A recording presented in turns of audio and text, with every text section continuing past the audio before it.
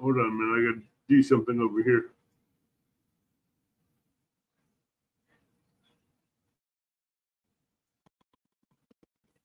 Come on.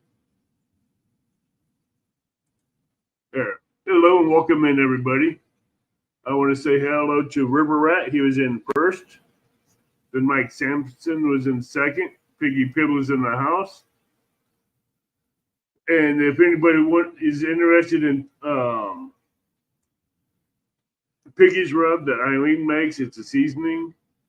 You can, hello, Dave Garcher, and Backbite Barbecue Sauce. You can get a hold of her through her email on her About Me page. Hello, Anthony J. How are you doing? And ID, how are you doing? Homestead in the Woods. Tonight we have Del Patton. Is it pronounced right? That you got it. And he will be going. We will be talking about some of his bass fishing, his sand bass fishing, and a lot about his kayaking. But we will also get into a topic that he rarely ever talks about. And we're going to see if we can put him on the hot seat. So if you guys have any questions for him, please put it in chat and we will get them asked to him as soon as we see him. And if his wife is in chat, you're more than welcome to spill the beans. Usually that's my daughter, and I did not tell her I was doing a podcast tonight. So usually my daughter drops in to tell me she loves me. That's usually what she does. My daughter. She's not in here. I didn't tell her that I was doing this tonight. River says, hello, what's going on, Del and Avid and everyone? All right, so introduce yourself, and we'll go from there. All right. Del Patton, born and raised in Oklahoma. Sooner born, sooner bred. Yep, that's me. Oklahoma Sooners. Yeah.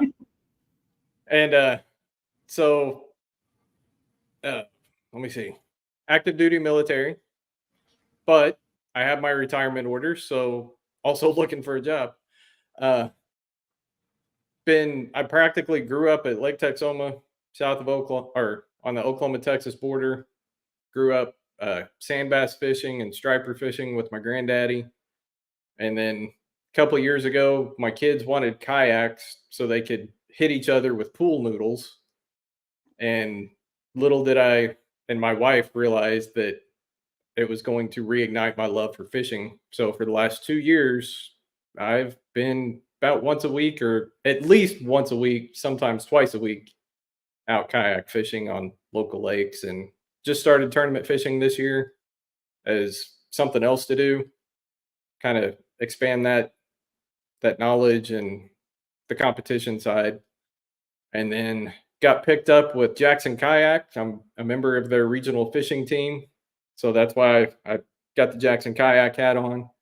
And then Oklahoma Kayak in Oklahoma City and Tulsa, they also, well, the owner was the one that recommended to Jackson Kayak that I be a part of their fishing team. And then he started his own promotional staff, and I'm a member of that promotional staff as well. Okay. So if you follow me on Facebook, you'll see a lot of Oklahoma City Kayak and Jackson Kayak. Well, that's why. Oh, you got a fellow Okie in chat, Thumpaholic Fishing. Oh yeah, Thumpaholic. Yep. Yeah. And now you want to talk crappie fishing? That's the guy for crappie fishing. I need to go crappie fishing with him. Well, if I was to show him the picture of the crappie that you let go back, go ahead, show it to him. I think he would have a fit. Yeah, he would. I can tell him which brush pile at Fort Cobb that came off of. Piggy, I mean, who would like to see a crappie that's a black crappie that Del Patton had caught? And had to throw it back because I had no way to keep it that day. Hey, Big Slim 91, welcome in.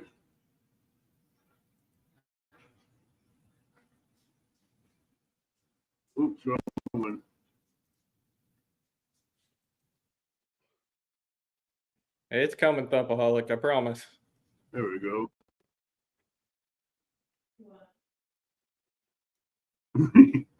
All right, give me a second. I'm just loading it up. Yeah, there's not many largemouth bass at Fort Cobb. Plenty of sand bass, hybrid sand bass, and striper and crappie. There it is.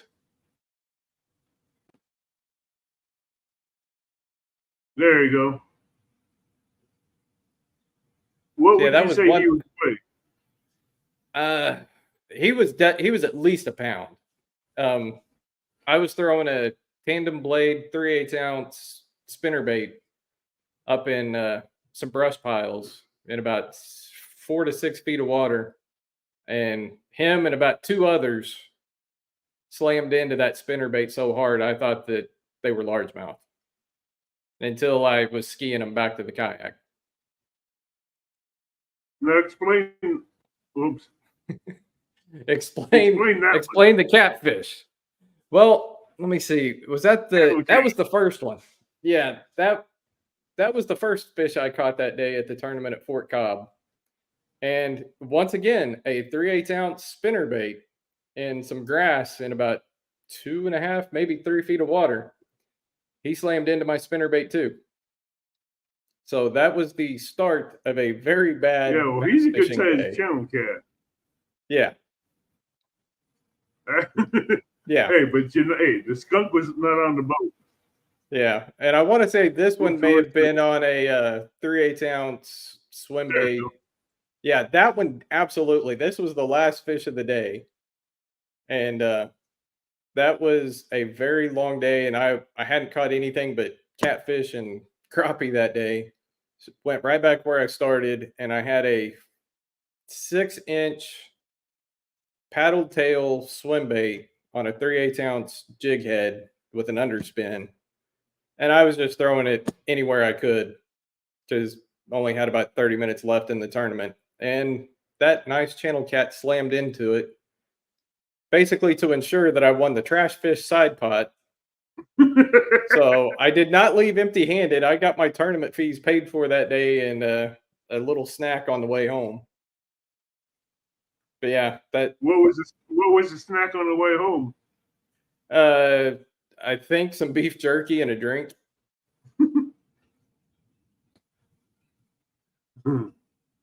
So Yeah. what at what age did you start getting into catfishing? I mean, I've never gotten into catfishing. I mean, not catfishing, but fishing itself. Fishing in general. So my granddaddy, and yeah, we talked about age. Got to go back several decades. My granddaddy started me with my very first fishing pole, a Zebco 606, I think. It was rod and reel all combined, and the reel would separate and the handle would come up.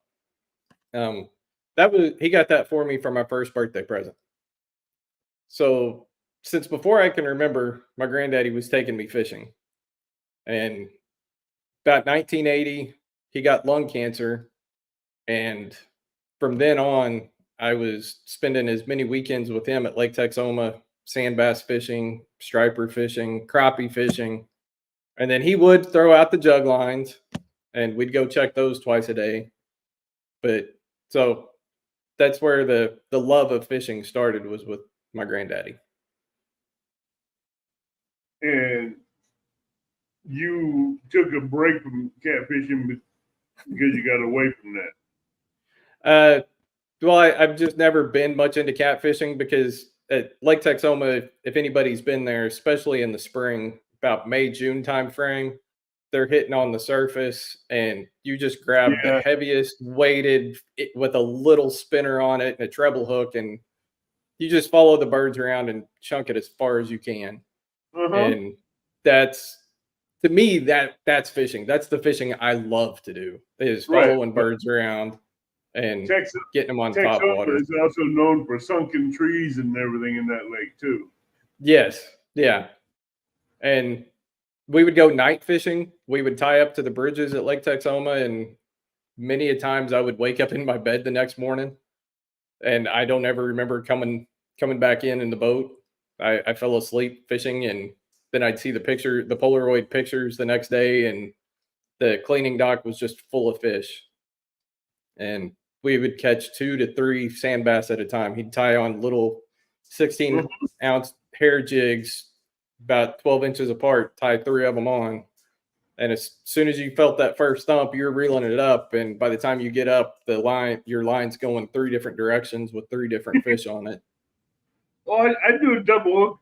I do a double hook rig just for crappie and bluegill. I tell you what, you hook into 2 big bluegill about 10, 12 inches, and you know what it's like on 4-pound tag. Yeah.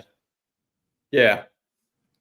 So the great thing about sand bass in Oklahoma is there is no size limit and there's no quantity limit. They're considered an invasive species here in Oklahoma. And they're a schooling fish. So as soon as you find one, you found 30 or 40, and you can keep them all. Yeah, but I tell you what, have you ever seen them spawn? I have not. Have you ever seen a sand bass going to pre-spawn? Maybe, but that would have been decades ago. It's almost like having piranha hitting the top of the water all at one time. Yeah. I mean, it's like a massive boil on top because they're coming up, they're popping every insect, every bug, everything they can get in their mouth to eat to fill up and fatten up. So when they go into beds, they can stay there for a while, not even worry about eating. But it's like a lava boil on top, seeing all this just mouths coming up, water flying everywhere. I've seen the stripers do that. I've seen a lot of stripers doing that.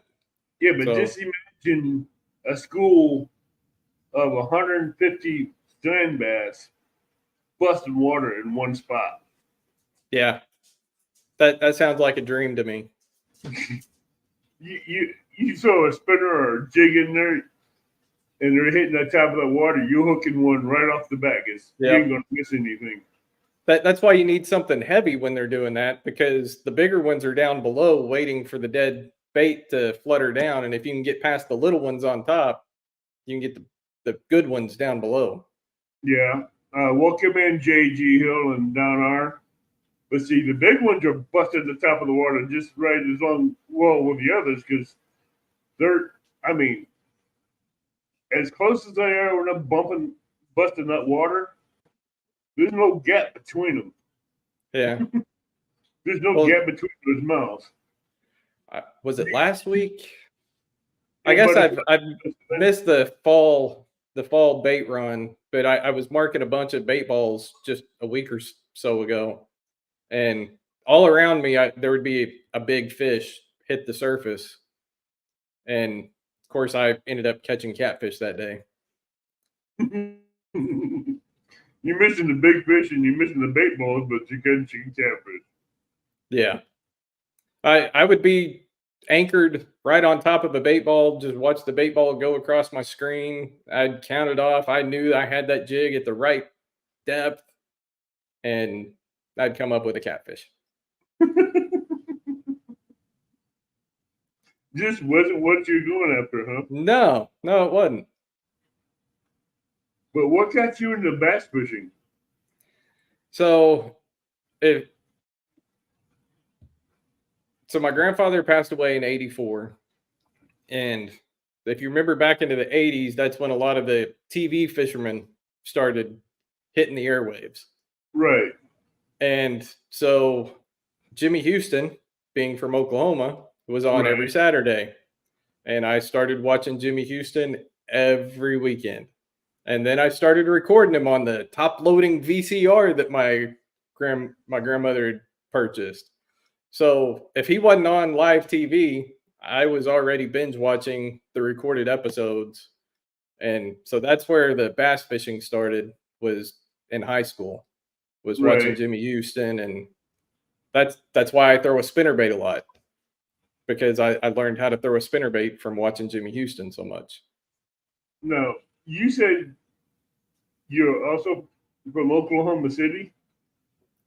Well, I grew up in Oklahoma City. I'm currently in Southwest Oklahoma now. But you also know that lake that's inside Oklahoma City. Which one? Overholser? Yeah, Overholster. Yep. I've never fished it, but I've driven around it several times. I fished it once when I was younger, when I was traveling through there, and I hooked into a black drum that's well Yep. over 50 pounds. Yep. That boy, he fought. I couldn't believe how bad he was. It was like there. And it took me an hour just to get him up on that dock to where I could get the hook out of him. Yep. I was back in college down at Lake Texoma again, and I was fishing for bluegill. So I had a super ultralight 4-pound test line. The rod was maybe 3.5 feet long, and I was having 20-pound buffalo carp hit my tiny little jig, and they would run out. They would almost spool me because just a tiny little reel, and I would reel them back up towards the bank, and they'd run back out again. I'd get them back up. You could see their big hump back, and then they'd spit the hook out. I could throw it right back where he let go of it, and he'd grab it again, and we'd play again for another 15 minutes. I had no idea what I was going to do if I ever got him to the bank because I only had 4-pound test line.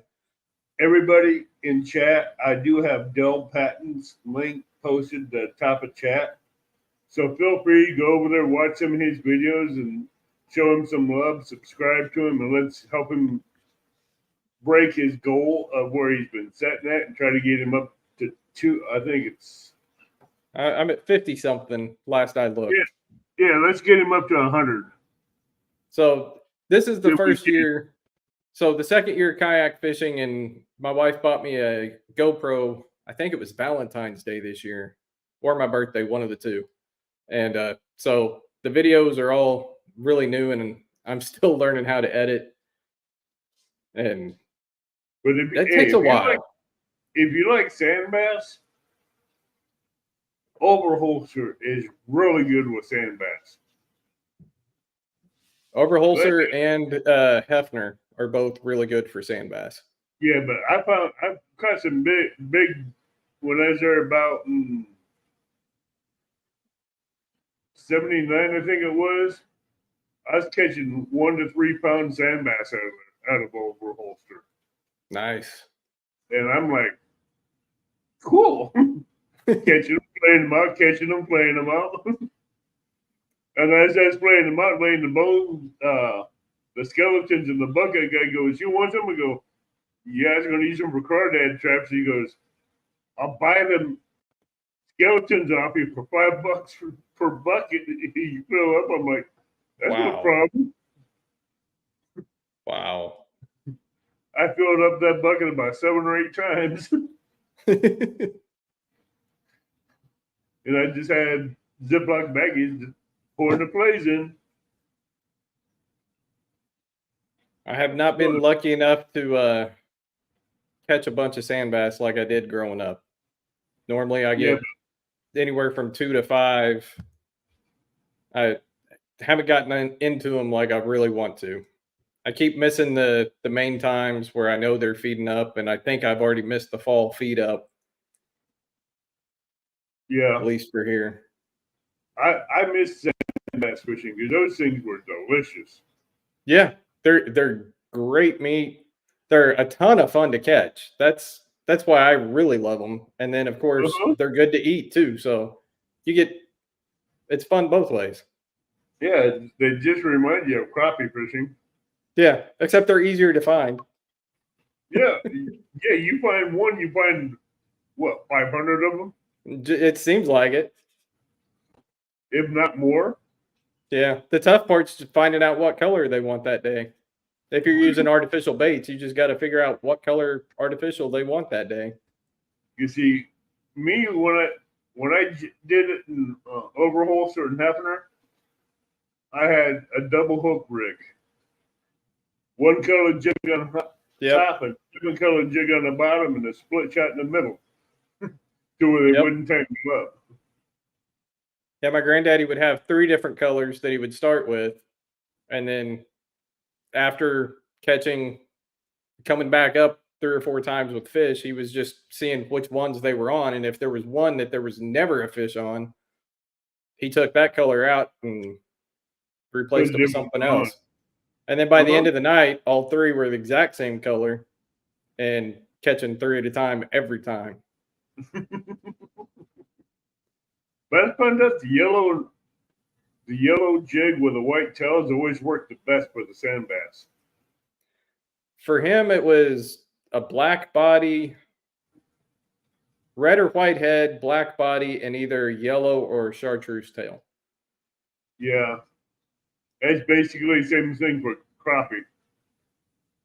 But I've always did the hand tied jigs, and I tell you what, the brighter the colors with a red tail on it, Yep. always aggravated them into striking. And everything that I throw, even nowadays, even bass fishing, there's always a red or a pink somewhere. Just because I don't know. That's kind of the way I was raised. You always had to have red or pink somewhere in whatever it was for whatever you were fishing for. Oh, yeah. It's either a yellow head or a red head or a black head with white dots on it with a bright yellow body or a black body and a chartreuse or a yellow tail or a red tail. And something about that aggravates sand bass into striking. Which And you don't it take works. much to get them to bite. No, once they're biting, you're on it. All you have to do is put them in front. I think you always have to put that bait in front of their face. Yeah. So have you ever taken your rod tip and beat the top of the water? I've done it once when I was in overholster. Okay, That was because well, you got to be careful you don't break your rod tip. But you were talking about how they will. I slapped it once. Go ahead. You were talking about how it looks like piranhas hitting the top of the water. Well, beating your rod tip on the top of the water makes the same sound. So they think there's a school up there hitting bait fish, and they all come running it's like ringing the dinner bell. Right. For sand bass and stripers. They hear that and they think, oh, there's food. Uh-huh. And then you drop it right in front of them and off you go. I did it one morning and I wasn't thinking about it because I camped at the lake all night and I took the rod tip, slapped it down 2 times, fixing to slap it down a 3rd time, and here comes this snapping turtle's mouth up to the top of the water and opened its mouth. I'm like, no, thank you. I want to keep my rod tip. It heard the dinner bell too. Oh yeah, he wanted what was on the tip of that rod that I slapped it in the water. Because if I had slapped that rod just right, you had to snap that rod tip real quick. All I seen was this little deep hole open. I'm like, that ain't no fish. That's a snapping turtle. That's something else I don't want to see on my hook either, is a turtle. Well, they will hit jigs. Yeah. And if you reel in the inline spinner slow enough, you will snag one in the neck. Yep. I think I have as a kid. I think I got one. He actually bit the jig, and then I think I had something with a treble hook, and you're right, I got the neck. Yeah, but wait till you hook into a 20-pound snapping turtle in the neck. Well, I did. So a couple of months ago, I was fishing in the summertime, and a snake was swimming by me. And I didn't see him, and I had a topwater plopper on, and he actually tried to attack the plopper. So I threw it back, and I ended up hooking him in the back with 2 treble hooks. Ow. So I you had a fun time getting the snake off the hook. no, I just cut it. You let the plopper go with the snake? Yeah. I'd have killed the snake first. Well, there's not much room in a kayak, True. and I don't have room to run away from a snake in a kayak, so I just True. got him close enough that I was still safe, and I cut the line. Yeah, but you know the bad part is you're out, what, $15 plopper? At 10, yeah, $10, $15 plopper? yeah. Those things are hard to come by. Not down here, they're not. Not Oh, here. No. yeah, you're lucky. You're down there where the whopper ploppers are made in plentifuls. Yeah, Here, every time a whopper plopper comes on the shelf, someone buys every one they can get. yeah. Here, it just depends on where you go. If you go to the smaller uh, tackle stores, if you support local business, yeah, they're gonna run out of the good stuff quick, but they'll have it back in stock eventually.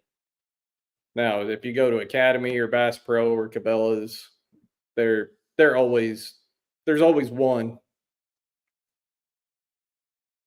I have a hard time finding those whopper ploppers. I think the one I had was I the always have a Berkeley hard time Chapo. finding. Yeah, the original Whopper Plopper, those are hard to Yeah, find, but you can find all the imitators like the Berkeley Chapo, the if you're a Guggen person, the Guggen Revolver, those always seem to be everywhere. I've never been a Guggen person. I kind I of may, was I as I may got watch. started back, but I quickly realized their stuff is cheaply made, and yeah, I've already passed that pretty quick. I may watch Lakeport Guy, which is part of the Guggen squad, but I only watch him to see the crappie and catfish he catches.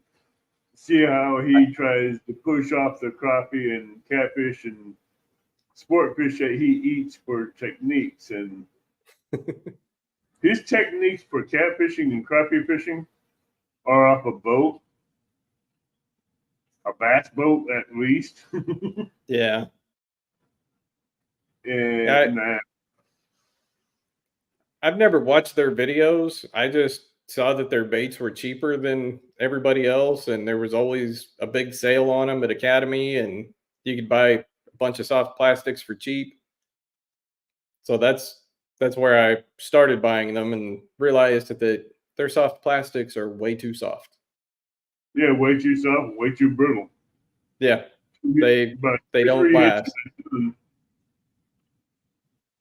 two, you get a walleye that hit them once or twice, and you don't have no more Yeah, plastic. and that's why I quit buying them. I was like, yeah, they were cheap, but why am I having to buy a bag every month or so? Hello, Ashley Brady and Butterflies and Sunshine. Welcome in. If you have any questions for Del Patton, uh, feel free to post them in chat, and we will get them asked. We're gonna ask him some more questions, but I want to find out when he bought his first kayak and at what age. Uh, it was only 2 years ago. 2 years ago, I bought my Really? first. Yeah, took a lot of time off fishing with family, and then joining the military. So a lot of it was probably 20, 25 years between regularly fishing and about 2 years ago when my wife has actually purchased my kayaks. I have not purchased a kayak yet. She purchased my first kayak from Bass Pro Shops because I'd done all the research. Don't do your research on YouTube for a kayak, by the way. No. So bought a 10-foot Ascend kayak, and my very first time out, I had a beetle spin on my rod, and I was just paddling around, had it dragging out behind me. And when I got to the spot I was going to fish, I grabbed it and there was a fish on it. Well, that got me hooked back into fishing. And it was a sand bass, of course. So that got me hooked back to fishing. And so that was August of 21. Well, kayak was purchased in August. This would have been September of 21 when I got into the water the first time with it. So a couple hours once a week turned into 3 and 4 hours, and then 5 and 6 during the weekend. And that's when I really realized that kayak was not going to work for me. I had back issues and I couldn't even lift my legs out after 3 hours. Hey, Catfish is real. Welcome in. Butterfly says, Del, not a question, but I think it's great that you have and shared memories with your grandpa.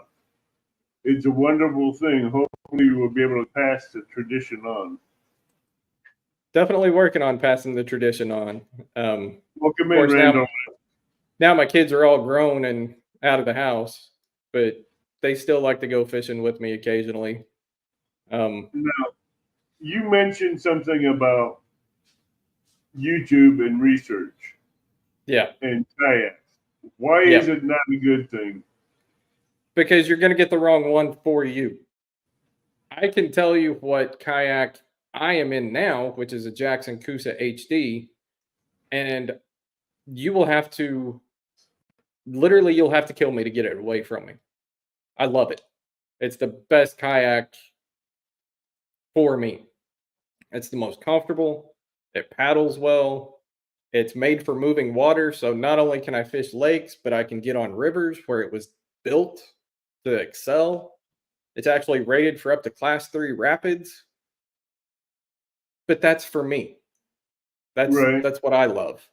I do have a down payment on a new kayak for next year to tournament fish out of that is much bigger, much wider, but it's still a Jackson.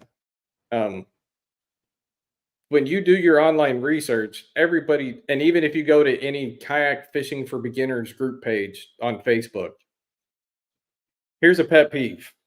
Don't go in there and say, I just bought this kayak, brand and model. What's everybody's opinion of it? It doesn't matter. You've already bought it. Go make your own opinion of it. But the best thing you can actually do to research a kayak is go to your local kayak shop. Find a local kayak shop. They've got multiple brands. They sell everything from Perception to Hobie and Jackson and Old Town and New Canoe. Go talk to those guys. Tell them what you want your kayak to do for you. Let them show you 3 or 4 different brands, several different models.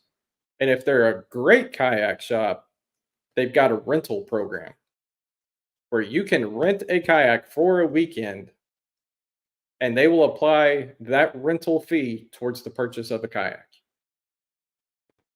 No, is it true that they have kayaks that you can stand up in and they will not flip no matter what you do? No, those don't exist. You can flip a kayak. You can flip a kayak. Oh, I know I can flip a kayak just trying to sit down in it.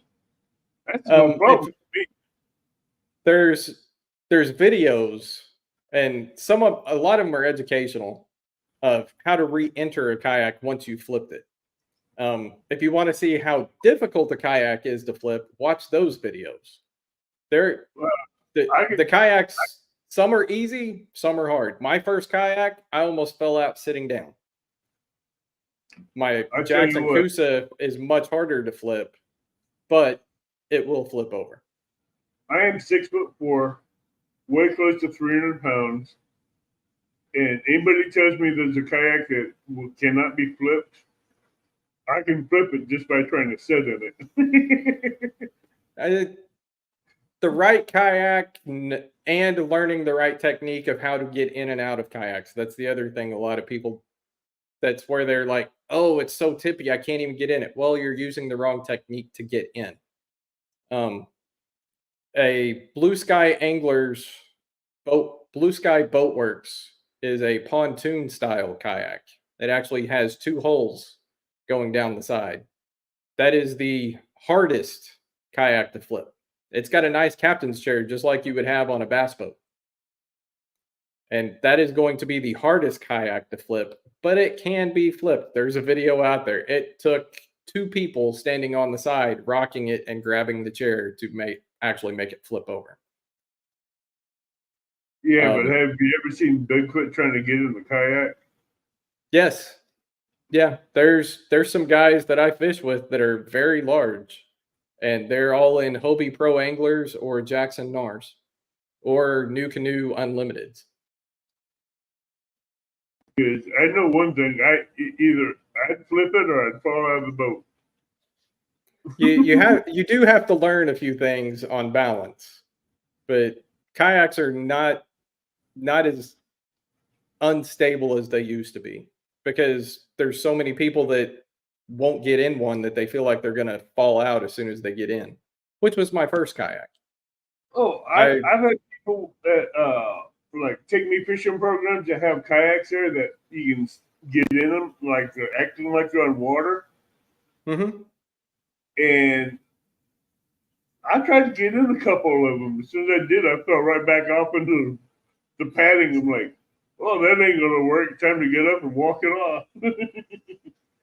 Well, they must not have been very good teachers then, because I have taught 70-year-old ladies how to get into kayaks, and they were amazed that as soon as they sat down that they didn't fall right out. They started telling me how to do it, then someone else would come up and distract them, and before I could get into it, I stepped on the side and that kayak tilted the right way, and I went, bloop. Yeah, you don't. I'm done. The easiest way to get into a kayak is get it parallel with the bank where it's just barely floating in the water, and then you turn your back to it and sit down in the seat, and then swivel your legs into the kayak. Okay, me turn my back to it, go to sit down, bump the kayak, and watch it slide out. See. No, you gotta be holding on to the seat with one hand behind you. That. You said yeah. Back to it. I'm like, yeah, that'd be about my luck. I turn my back to it, bump it up against my kneecap, and it slide out far enough out it goes splash. you would feel it. You'd feel that you'd hit it, and you would know not to sit down. No, yeah, that would just be an epic video right there. Yeah, a blooper video. Hopefully my little kitten here doesn't try to come to the other side of the computer. What, does she like squeaky toys? No, she's young. She's not even, she might be 6 months old.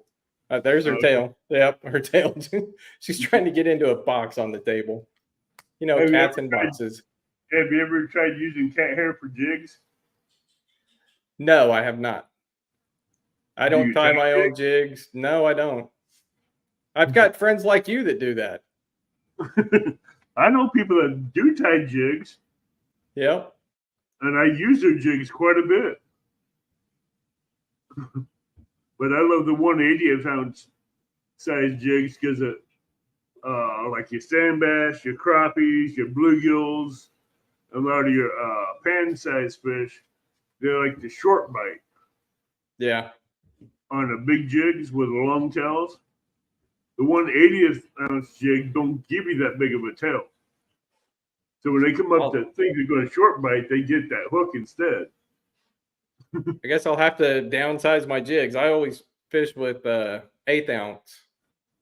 I love the 1/32 and the 1/80th. Ugh, that's like throwing empty line to me. It's like but nothing on the end of my line. Yeah, but you let that slow drop in front of them. The jigs do a slow drop in front of them. You're going to watch that bobber of yours just real I don't quick. have the patience. I don't have the patience to wait for something that light to go down. It's tough enough counting down a 3/8 ounce anything where it's 1 foot per second. That's hard enough. No, 130 seconds out, it's jigging. You got 3 of them going down at one time. All it has to do is take one sparkle, and you got them sand bass all over them. Hi, Eileen. Welcome in. But I tell you what, I've tried that once, and no. I like the slow rate of descent. Yeah. It's just watching that bobber go ballistic when all 3 jigs get hit at one time. So the last few times I've been fishing for sand bass, the bass have been about 20 feet deep with the bait balls around 10 feet. Right. So that's why I say I can't wait that long. No. It would just drive me crazy. You can always add a quarter-ounce split shot in right above the last jig and make it drop quicker too. Yeah, so I was using 16th ounce, and I was just counting off the depth by basically 2 feet to the first eyelet and just letting it fall there and just jigging while sitting. Oh, And you're doing a that's drop worked shot. out a lot. Essentially, yeah. You're just dropping your jigs down and just plopping them up. Yeah, because I've got a nice fish finder that I can actually see my line in the jig, and I can see it swimming. And as I see the fish, the line come across, I'm like, okay, I drop it another 6 inches, and now I'm right in front of them. Or yeah. You got a live scope. Nope, no, not live scope. No. That's. But what kind of with electronics do you have in that kayak? I've got a Garmin Echo Map 73. Oh, really? Yeah, with side view as well. I don't use the side view very much, but I use the down imaging and traditional sonar, and I can see my jigs underneath me. Hello, Eileen. Now, how is that echo scope compared to a live scope? So live scope is literally live. You're pointing the beam at something, and you can actually direct that beam wherever you want it to go. Where mine is still the traditional straight down in a cone. So I just see I just see the fish swim by, and it'll pop up, and I'll see it go across the screen because it's registered something broke that beam. But a live scope is literally, it's like watching us right here. You can see my hands. You can see, like, my hand's a fish. You can follow it and steer that beam, and you can cast out there, and you can see your lure come down towards the fish, and you can see the fish actually bite it and take off.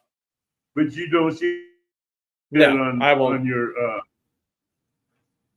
no, okay. I will not see that on mine unless the fish comes through the beam, and I'll see it, but that's about it. So you just like got a V-shaped beam, right? But in a kayak, my transducer is literally between my feet, so everything that it sees is right at the end of my rod tip. So I'm using it like live scope, but not paying the $1,800 to $2,500 for live scope. Right. But you don't use the side imaging at all. I do when I'm paddling around trying to see if there's structure to the sides, or is there a sunken tree that I didn't know about. I can see that on side imaging. No, in side imaging will it also show you the fish that's in the trees? They say it can. I don't know how to read it that well. I haven't gotten that good with it. But I can definitely see the tree. More of you're looking at the shadow that it's creating. Right. And that's where you can actually see things. You can look on Instagram, Facebook, YouTube. There's guys that they'll even show you the fish. They're like, oh, look at that. That's a whatever kind of fish. They can see it on their side imaging. And I'm like, nah, I've never seen that. You've never seen something that looked like an ice cream cone land on the bottom, huh? No. Because if you ever seen something looking like an ice cream cone land on the bottom, you've seen a catfish. Okay. Because it's almost like a round head with a V shape on it with two little spikes coming out the side. I guess that would make sense. That is, if they're looking at you as you go by. Most of the photos that I've seen, the fish is parallel with the movement of the boat. So you can actually see a long shadow of the fish. Right. And if you've got super clear resolution on your fish finder, like a hummingbird does, you can actually see the fins popping up, and that's how I think they're identifying it. Oh, wow. So, and let's back this up a minute. You said something before we went live and backstage about your wife buying you a kayak, and at what point did she realize that it brought you back into fishing? That was her intention. Oh, that was her intention. That was her intention. That was part of, you know how wives are. They have this master plan, whether you know it or not. But she knew that I needed a hobby to get me out of the house. And she knew that fishing, I would get sucked right back into real quick because of growing up fishing. And it'd been 20 years since I'd fished regularly. So she knew that it was not going to be difficult for her. All I needed was a couple of tools, couple of new tools to get out there. Basically, all you needed was one tool, the kayak. Yeah, because I had everything else. You had everything else. All you needed was the kayak. Yeah, and it was more of the kayak being something new to get me back out there. Yeah, that kayak, and you're dragging that lure behind you in the kayak. It would. Yep. Is all it took. That's all it took. So yeah, that first day was, I think I was out there for an hour and a half, and within 2 months, I was spending 6 hours on a Saturday. She's a nurse, so she would be at work on a Saturday, and I'd be like, "All right, I'm going fishing. Bye." And then after 6 hours, that first kayak it wasn't built for being in for 6 hours. No. And that's why I say be careful of your research, because it wasn't made for being in 6 hours. And here I was within 2 months already spending 6 hours in a kayak. And then I'd done a bunch more research and thinking and talking to people. And I thought I was going to get a Hobie Outback, a pedal drive Hobie Outback. Right. And I had it picked out, had the color and everything. And the day I was going to go put a deposit on it, they'd sold out of all the colors that I wanted. So I came back home sad because I didn't like the colors that they had, and did more research, more talking with my wife. She wants to do a lot of river trips and camping on rivers and things like that.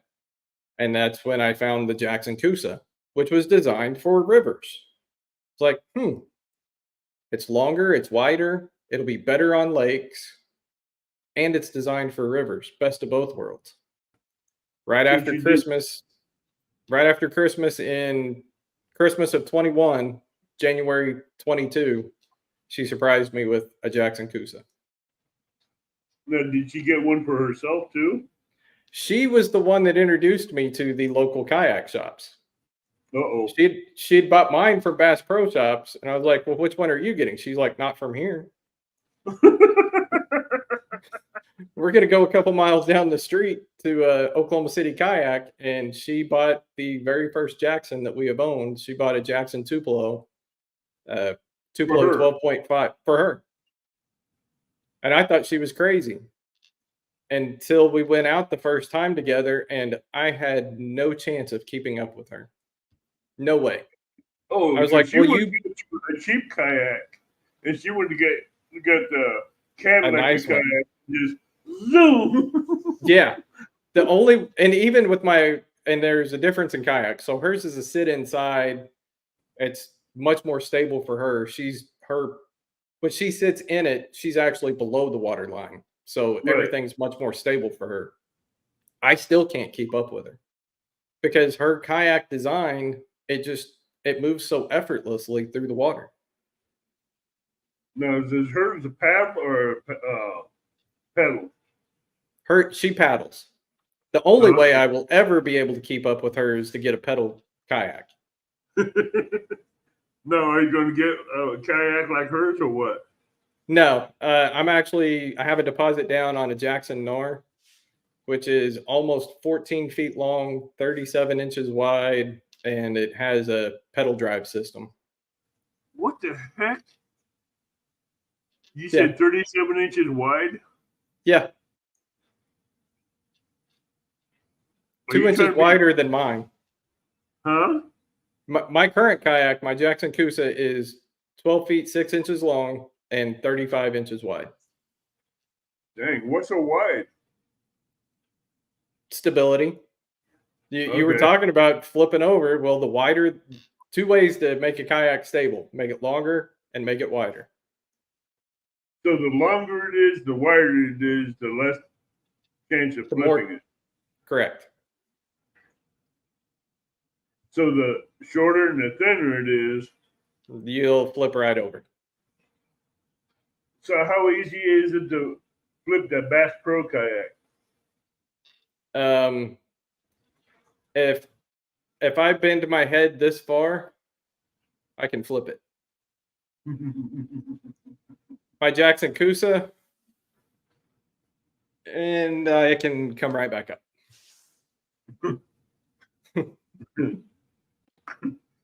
Yeah, it's No, that. but like if I tried that in Jackson Coosa, me and that kayak would be upside down real quick. I mean, I've fallen out of it once because I was standing up in it sideways and it started rocking side to side and I ended up falling out backwards. No, here's a question for you. Mm-hmm. How many times have you lost tackle out of a kayak? Just the one time that I fell out of it. And you learned a quick lesson, huh? Yeah. Yeah. Don't stand up sideways in a kayak.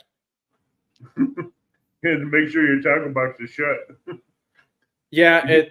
Down. At that point, I still had a milk crate. And that's the other thing. Once you get into kayak fishing, there's all different ways to do things. The first thing people usually do is they get a milk crate to put their tackle in, and they'll attach rod holders to it. And so, yeah, I had a milk crate, and I had my tackle bag in the milk crate, and I had it halfway zipped, and the tackle bag came out, but I was only in about 2 feet of water, so I stood right up and started grabbing stuff, and was able to reach down and get the couple of rods that had fallen out. And the only tackle I actually lost that day were tackle that I'd found in trees. Okay. So I didn't lose anything that day other than stuff that I'd already found. So I was like, not worth going back for. No, but it's a learning lesson what not to do next time. Oh yeah. So yeah, anything that I am not using, I now have a Black Pack Pro, which is a big giant black box, and it shuts nice and easy. Holds a whole lot of stuff, but it's got rod holders that have a little bungee tether. So when I've got a rod back there, I put the little bungee on it. So if I do flip over, once I get everything righted back up, my rods are still going to be there. My black pack is strapped in. Everything's going to come right back up with it. The only thing I'm going to lose is stuff that I might have cut off and not put away. Right. No. And then I look like a little kid.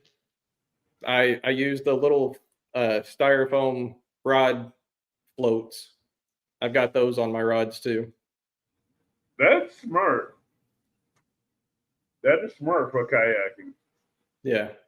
Because there's a few people in the catfish community that has, how can I put it? lost gear to the rivers.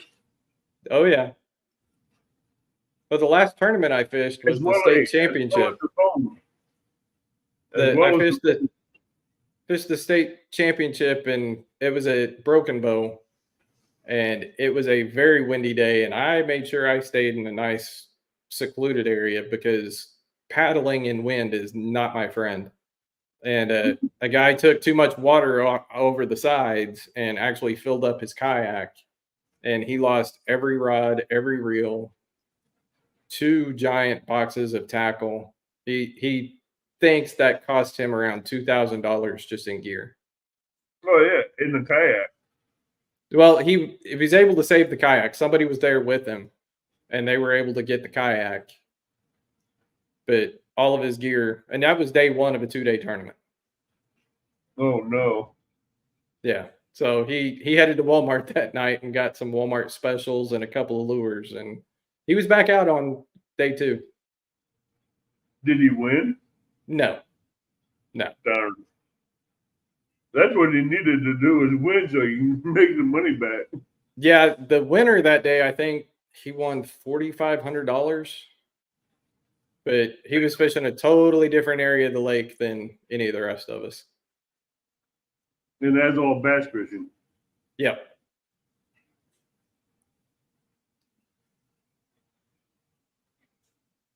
Yeah, that was probably the first tournament in about 4 tournaments that I didn't catch a catfish.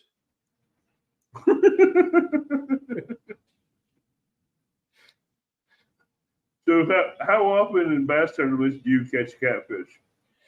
So I think I fished 6 tournaments this year, and I caught catfish in 4 of them. I went 2 straight tournaments without catching a bass. Let's put it that way. You went 2 straight tournaments without catching a bass. Yeah. All I caught because of catfish though. Caught catfish. All because of catfish intervened on your lures. Yes.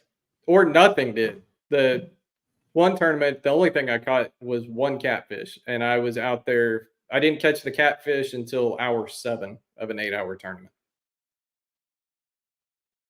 Damn. And I basically quit at that point. I was like, seriously, I've been here for 7 hours, and the only thing I can catch is a catfish. I quit. And I had a 30-minute paddle back to the boat ramp. So all these bass tournaments do have a trash fish. not all of them. Not all of them. Not all of them. The one that I did win the trash fish side pot, the guys that had been there that week had recommended to the tournament director that we do a side pot for trash fish. So they'd been there, and all they were catching were sand bass and drum. They wasn't expecting you to come in with catfish. Not with catfish that size, no. They thought they had just one. Like, yeah, we can catch drum. We can come in with these, and here you come in with a blue, 2 channels, and a crappie. Yeah. Yep. You took the wind out of the sail. Well, I would have preferred to catch enough bass to win the tournament because it paid 5 times as much. So it would have been actually catch some bass. Even the big bass paid more than what I got paid that day. Mike Irving welcome in, but they're trying to catch bass to win the tournament. Right. And you beat these other guys on a side pot that they had the tournament director try to set up. Yep. Thinking they were going to win it with the drum and the sand bass. Well, so the side pot is the largest single non-bass. So I basically had the 2 largest non-bass that day. And ironically, it was one of the tournament directors that had a 23-inch drum or 22-inch drum. And when I showed him my catfish, he's like, never mind, you won it.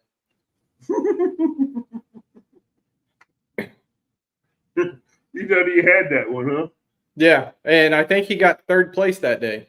So he was going to get paid quite well, but I took $55 out of his pocket that day.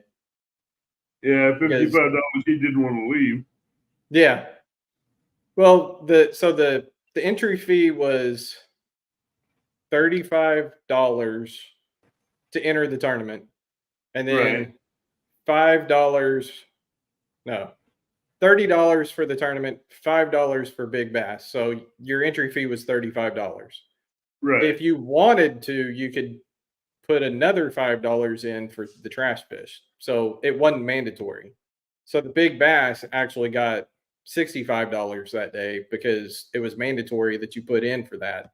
But two guys didn't want to put in for the trash fish, so I got shorted $10. So you put in for the trash fish. Yes. Thankfully, because if I hadn't, I would have walked away with nothing. Oh, you got lucky. Yeah. So, hey, someone was looking down on you. Yeah. All right. Good But night, Eileen. We'll talk to you later. That has been the fun part of tournament fishing this year, is fishing a bunch of lakes that I've never been to. Now, the tough part is the first time I'm fishing them is tournament day. So I do a lot of Google Maps and a lot of looking around at different things of trying to pick places. Because in a kayak, you're not going to be running up and down a lake. Especially like the size of 10 killer. Yeah, which I have an opportunity to fish that in a couple of weeks, but I think I'm not going to go fish that one because I won't have my new kayak yet. And I need Even a the kayak you got now, that kayak and 10 killer, no. well, the great thing about a kayak is most kayak fishing rules is any public location you are able to launch from. Right. That does not mean it has to be a boat ramp. No. If there's a road that happens to be close by the bank and the bank is in such a way that I can wheel my kayak into the water, I can launch from there. So if I wanted to go way back up a creek and there's a road at the very end of it, as long as there's enough water to float my kayak, I can come right off the edge of a bridge if I wanted to. Mm-hmm. Even the picnic area or a campground site that's right close to the river, and you got that little slope, slide right down into it, and you're good to go. That is the advantage of a kayak. I do not have, and I don't have to pay for gas once I get there. Yeah, and the kayak don't have to be licensed because it's not motorized. Correct. If it's human powered, they do not have to be registered. Here in the state of Oklahoma, as soon as you put anything non-human powered on it, you put a trolling motor of any kind, any electric motor, it has to be registered with the state. Any electric or gas-powered motor connected to any boat that has to be licensed. Yep. That's in all states, I believe. Well, in Oklahoma, that's a new law. They just changed it about 3 years ago. Yeah, they just changed it about 3 years ago. And it's been tough getting kayaks registered because not every tag agent knows the law. Well, a lot of them have the trolling motors on it, but they don't want to get a license because they think it's a bogus law. Which is fine if you're not in a tournament. Right. If you're willing to run that risk on your own for fun fishing, whatever, sure. Heck, half the game wardens don't know the law either. But once you get into a tournament and they do know the laws, because obviously some of them are law enforcement. Right. Yeah. If you show up to a kayak tournament here in Oklahoma with a trolling motor and you don't have numbers on the side of your kayak, you're not getting in. Thanks for your donation. Thank you for a donation. Here's your ticket. Well, yeah. Yeah. That's going to play out. It ain't going to come out good for the guy with the kayak. Yeah. Because They're going to see no numbers on it. They're going to see the trolling motor on it. They're going to keep the donation, and they're going to give him a donation back that they're going to get the donation from. Well, I mean, we have law enforcement, but nobody that can enforce the law on the water. Right. So we're okay there, but yeah, you're just not going to win any money if your kayak's not registered when it's supposed to be. Because if law enforcement's there and they know that law, they can give you a ticket and keep your donation. Oh yeah, your fee. But that's what I'm saying. They're going to give you a ticket that you have to pay to give them another donation. Yeah, but there you're donating to the state. Right. That's what I'm saying. Yeah. It's going to be a double-edged sword donation. You're not going to get nothing back out of either one. All right, come on, people in chat. I know you've got questions. I've seen some names that I recognize. Who do you recognize in there? River Rat and Thumpaholic for sure. Oh, there's Valerie. Now, who has questions for Ed Patton? He's a kayaker. He's a ditch pickler. He's a. That's a new term that I've learned. Ditch pickles. He catches sand bass and he catches crappie, and he has a bass tournament where they have trash fish that you can catch that are non-bass fish. Yeah, that was the only tournament we did that, and I was thankful that they did that for me that day. Someone was looking up for you that day. Oh yeah. But the question is your wife going to help you pay for your next kayak? I hope so. I hope so. This one's a lot more expensive. No, the question is it Bass Pro Shop or where she got hers? Oh no, it's another Jackson kayak from Oklahoma City Kayak. Oh That's yeah. Is it where she got her kayak from, or is it Bass Pro? No, done with Bass Pro. The only time I go into Bass Pro is when I've got a gift card from Christmas. Or I just want to waste some time because I'm up in Oklahoma City. I tell you what, she takes you into Bass Pro and buys you a kayak there, and you think she's going to get one there, and she goes, nope, I'm going to go down the street and get my kayak. Yeah, that's exactly what she did. And you're like, huh, what? Wait a minute. You, huh? Well, I thought they were all overpriced. Right. I was like, who wants to pay that much for a kayak? Well, there's a big difference. And I would have saved $600 if I'd have gone to the local kayak shop first. Because I know which kayak I would have bought, and it would have only been $200 more, and I would probably still be fishing out of it instead of spending even more money for the second kayak. But can you sell the kayak that you're in? I could, but I'm not going to. Oh, okay. I like it too much. Now, the one that I bought from Bass Pro Shops, that's for sale if anybody's wanting a kayak. So what kind of kayak is it that you got from Bass Pro? An Ascend 10T. And my wife just reminded me it really is not for sale. My daughter's boyfriend technically owns it right now. But it's in my garage, so. Yeah, an Ascend 10T. It looks great. It's just if you're only on farm ponds, it's a great kayak. If you're on farm ponds, sure, go buy it. It's great for that. If you're a guy like me, you wouldn't put me in it. No, absolutely not. I think the max weight rating is only 300 pounds. Well, I busted that one already. Yeah, well, and I'm not that big, and I would be out on Lake Latonka, and just a tiny little boat wake of somebody not even on plane, just at a slow idle, and I was taking water over the front.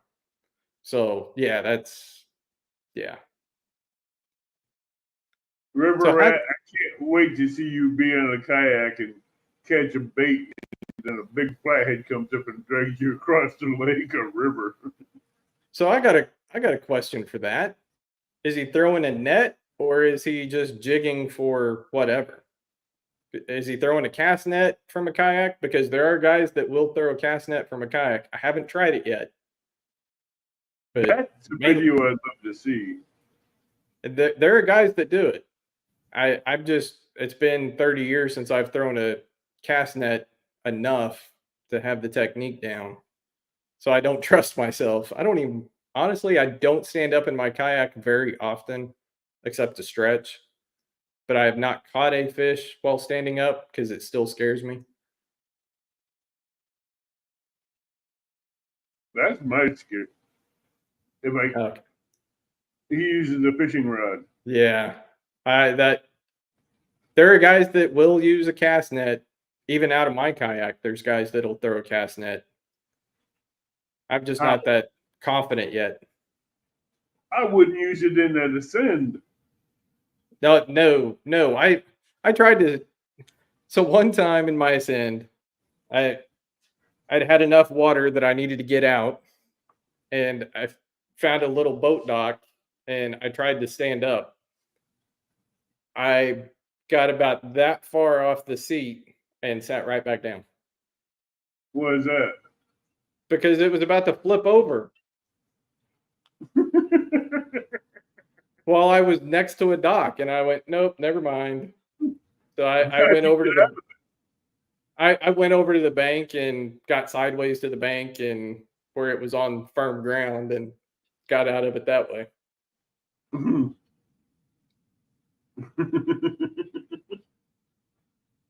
Okay, squirrel. What kind of Hobie do you have? I see you throw a 5-foot cast net out of a Hobie, but not your 8. So I'm interested to know what Hobie you have. I bet it's a Pro Angler 12 or 14. That'd be my guess. Yeah, he throws a 5-foot casting net out of his Hobie, Yeah. but not out of his 8-foot. Pro Angler 12. That's what I thought. I've never seen someone do a cast net out of a kayak. Well, again, you've got to have the right kayak, like a Pro Angler 12 or a 14 or a Jackson Nar, or But you know got to have a bigger kayak. You know how much body movement that takes? Again, if you have the right kayak, your kayak can handle it. Jackson Big Rig, that's another one that I thought about, or forgotten about. Because I tell you what, you got your upper and lower body moving at the same time, and it's going to be chaos for you on as the outcome of it. That goes one way, and you go the other way. And that's where your kayak, you've got to know how your kayak's going to react as you move around in it. Okay, you're definitely not going to get a running start and spinning your entire body. You've got to learn a different technique with your cast net as well. So you got to change your technique of throwing a cast net. Oh yeah. Now the way you have the cast net in your hands, you're probably going to use that same technique, but the way you move your body is going to be different. And you're probably, and I bet Squirrel can also back me up on this, you're going to throw it towards the front of your kayak, not off to the side. If you throw it off to the side, yeah, you're going to have more issues. But if you throw it straight in front of you off the bow, most kayaks, and especially his, will handle that as well.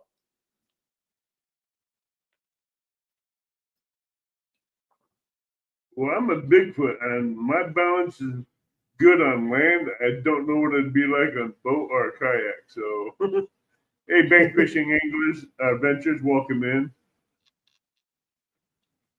Because when I throw a cast net, it'd be, yeah, that's me, Valerie. Me standing up in the kayak equals splash. I guess I'm gonna have to put out some more videos, more how-to videos of how I get in my kayak, and especially get out of a kayak at a dock. Actually, you know what? I think the last video I posted, I'd forgotten to turn my GoPro off. And at the end, I sped it up a lot, at least twice the speed. Um, but yeah, I actually, at the end, you'll see how I get out of my kayak. Oh, Lake Ellsworth, Oklahoma, November 8th. That, I believe, would be the one. Trust me. Where do you think I've been getting these questions from? but yeah, at the end of that one, I definitely I'd left my GoPro on. Bank fishing Starting it. English, we're talking about throwing a cast net out of a kayak.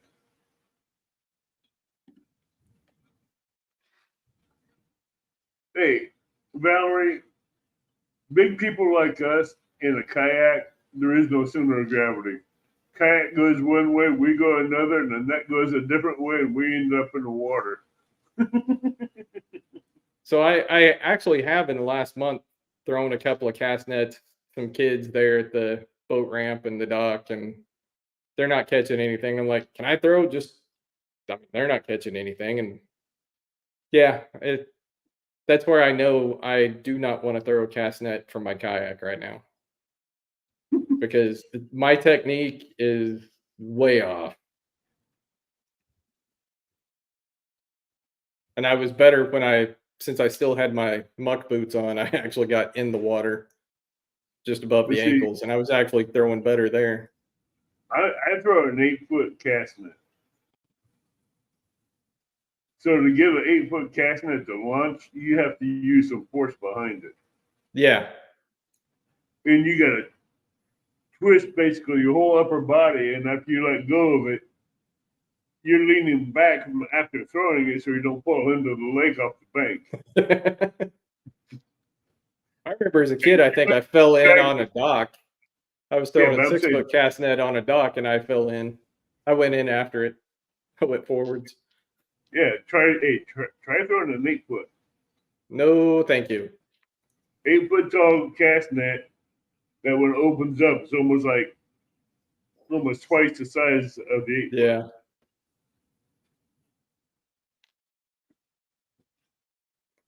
Well, you're right. Butterflies and sunshine. It is very easy to get out of a kayak. Absolutely. Yeah. Doing it and staying dry is the trick. That's exactly my point. Getting out of a kayak is real simple. Anybody can get out of one. And I will tell you, there have been times in the summer. We lost him. You lost me, or? Uh-oh. Am I still here? I feel like I've lost you.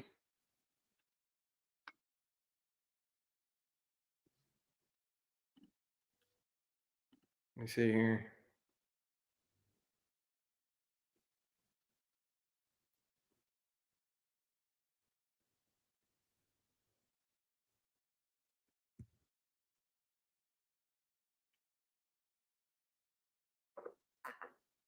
Okay, so you guys hear me. That's good.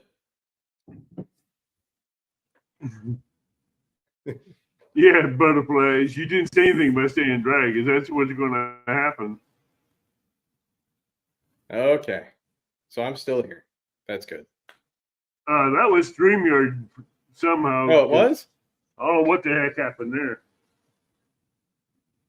Well, your video is still frozen. But now you're back. Now you're moving. What StreamYard on my end just.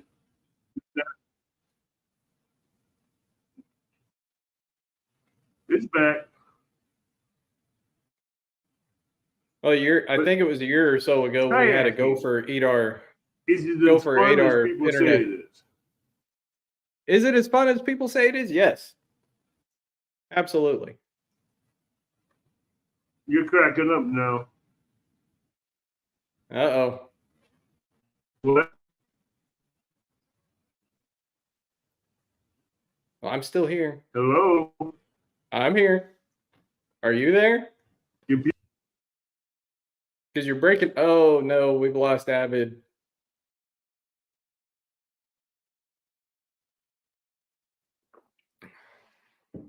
Good night, River Rat. I see that he's left for the evening. So yes, I did hear Avid ask if it was as fun as people say it is. Um, so I've got a lot of back issues that all my doctors say that kayaking is probably the best thing for me. So I have not had a doctor yet tell me to quit kayaking.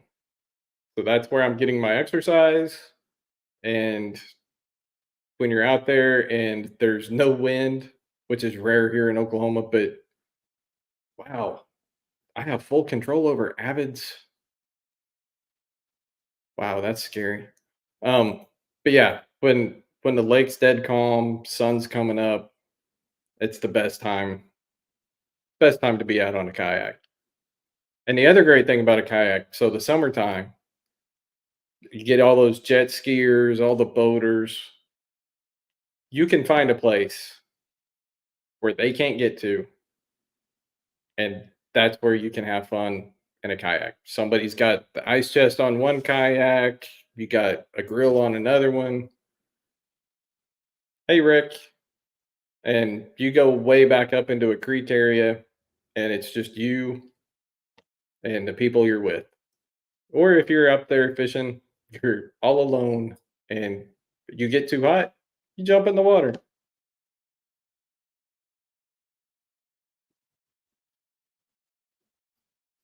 So butterflies and sunshine, I don't understand your question because I was just talking, filling time until Avid comes back. Maybe his internet connection got eaten by a gopher. Um,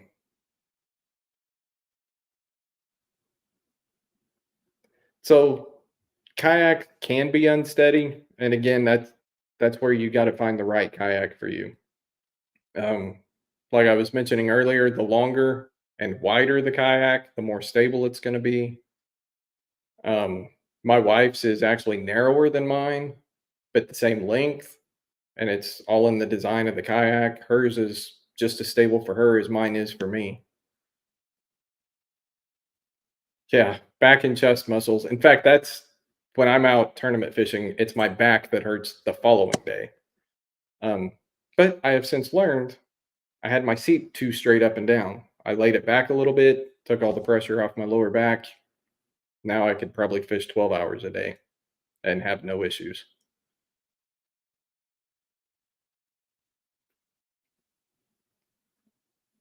So I think everybody I know is gone. So I'm glad all you people stuck around to listen to me. Really do appreciate all that. Oh, now we got him back. StreamYard kicked me out. I don't know why. No. Like Okay, I said, so go let me ahead. answer Butterflies and Sunshine's question right there. Why is it good for your back? So if you're paddling and you paddle correctly, you've got your paddle is going to be about shoulder height, and you're twisting and activating your core muscles of your stomach and your back. And that's actually where the power comes from is your core muscles. So you're strengthening your core muscles while enjoying the beautiful scenery, listening to the birds and enjoying the sunshine. So Hello, that's why retired. kayaking is good for you. Hello, retired Rick, and welcome in. Now, like you were saying earlier, uh, some kayaks are not good for your back, and some kayaks are good for your back. Explain that. No, okay, so I discovered in my own kayak, my Kusa that I love, that nobody's ever going to have my kayak because it's going to fall apart before I ever get rid of it. Um, I discovered that I had my seat too straight up and down when I was sitting, so I was leaning over more and putting a lot of pressure on my lower back, which is where I've got back issues. So I just laid my seat back a little bit and it took all the pressure off my lower back, and now I can fish even longer. Rick, That took me the 18 months to learn. Rick, the story behind that was I got out of the truck and there's too much loud music and people cussing and everything, and that wasn't the PG scene for my channel. So I wasn't going to go live and have all the. Uh-oh. Losing Abbott again. Or he's breaking up on my end. I'm here. All right. I'm like, it can't be because I'm watching my signal strength and something weird about that. Because StreamYard, I know my internet is good here at the house, but StreamYard's signal is showing something different than what I'm showing on my end. Does that make any sense? Yeah, it does. You don't have a bunch of kids that are trying to play video games, do you? No. Online video games? No. You see, I got a graph on the bottom of my taskbar that shows how strong my signal is from my wireless router, and that's at 98%. And StreamYard shows one that's only like 4%. Wow. So how is that even possible when I got a graph on my desktop computer showing 98% strength of signal coming into the computer, and StreamYard showing one that's only 4%? Do you really want the answer to that? Yeah, I do. Okay, because my day job, I'm actually a communications officer for the U.S. Army. So your signal to your router is great. Mine is too. But to the StreamYard server from your house is not so great. So there's probably just like a highway. There's too many cars on the highway to the StreamYard server right now between you and the server. Right. And that's the problem. It's not you, it's not your house, it's not any of that. It's once it leaves your house, it's hitting congested traffic. Mm-hmm. Then again, I can see that because we're all going live and doing stuff on the internet during the busiest time of day. Yeah. The nighttime. Welcome in, Ashley Brady. But as we get now, you said you're in service, but you got your retirement, Yes. retirement papers. I do have my retirement orders, so by April of next year, I will be a civilian, retired, and hoping for a job before then. Yeah, So I like can continue. Go ahead. No, I was just going to say I need Go a ahead, job. Need a job to continue my fishing habits. But as everybody on my channel, my supporters will tell you, we support our veterans, we support our servicemen, and everybody on the front line, and we thank you for your service. Well, thank you to everybody out there. It has not been an easy 20 years, I'll tell you that. No, everybody in the catfishing community, we all support our servicemen and people on the front lines, and as well as our nurses and our doctors and police and firemen. But our servicemen, we hold the dearest because we do support them. We thank them for them taking away from their lives and their families to give us the freedoms to do what we do.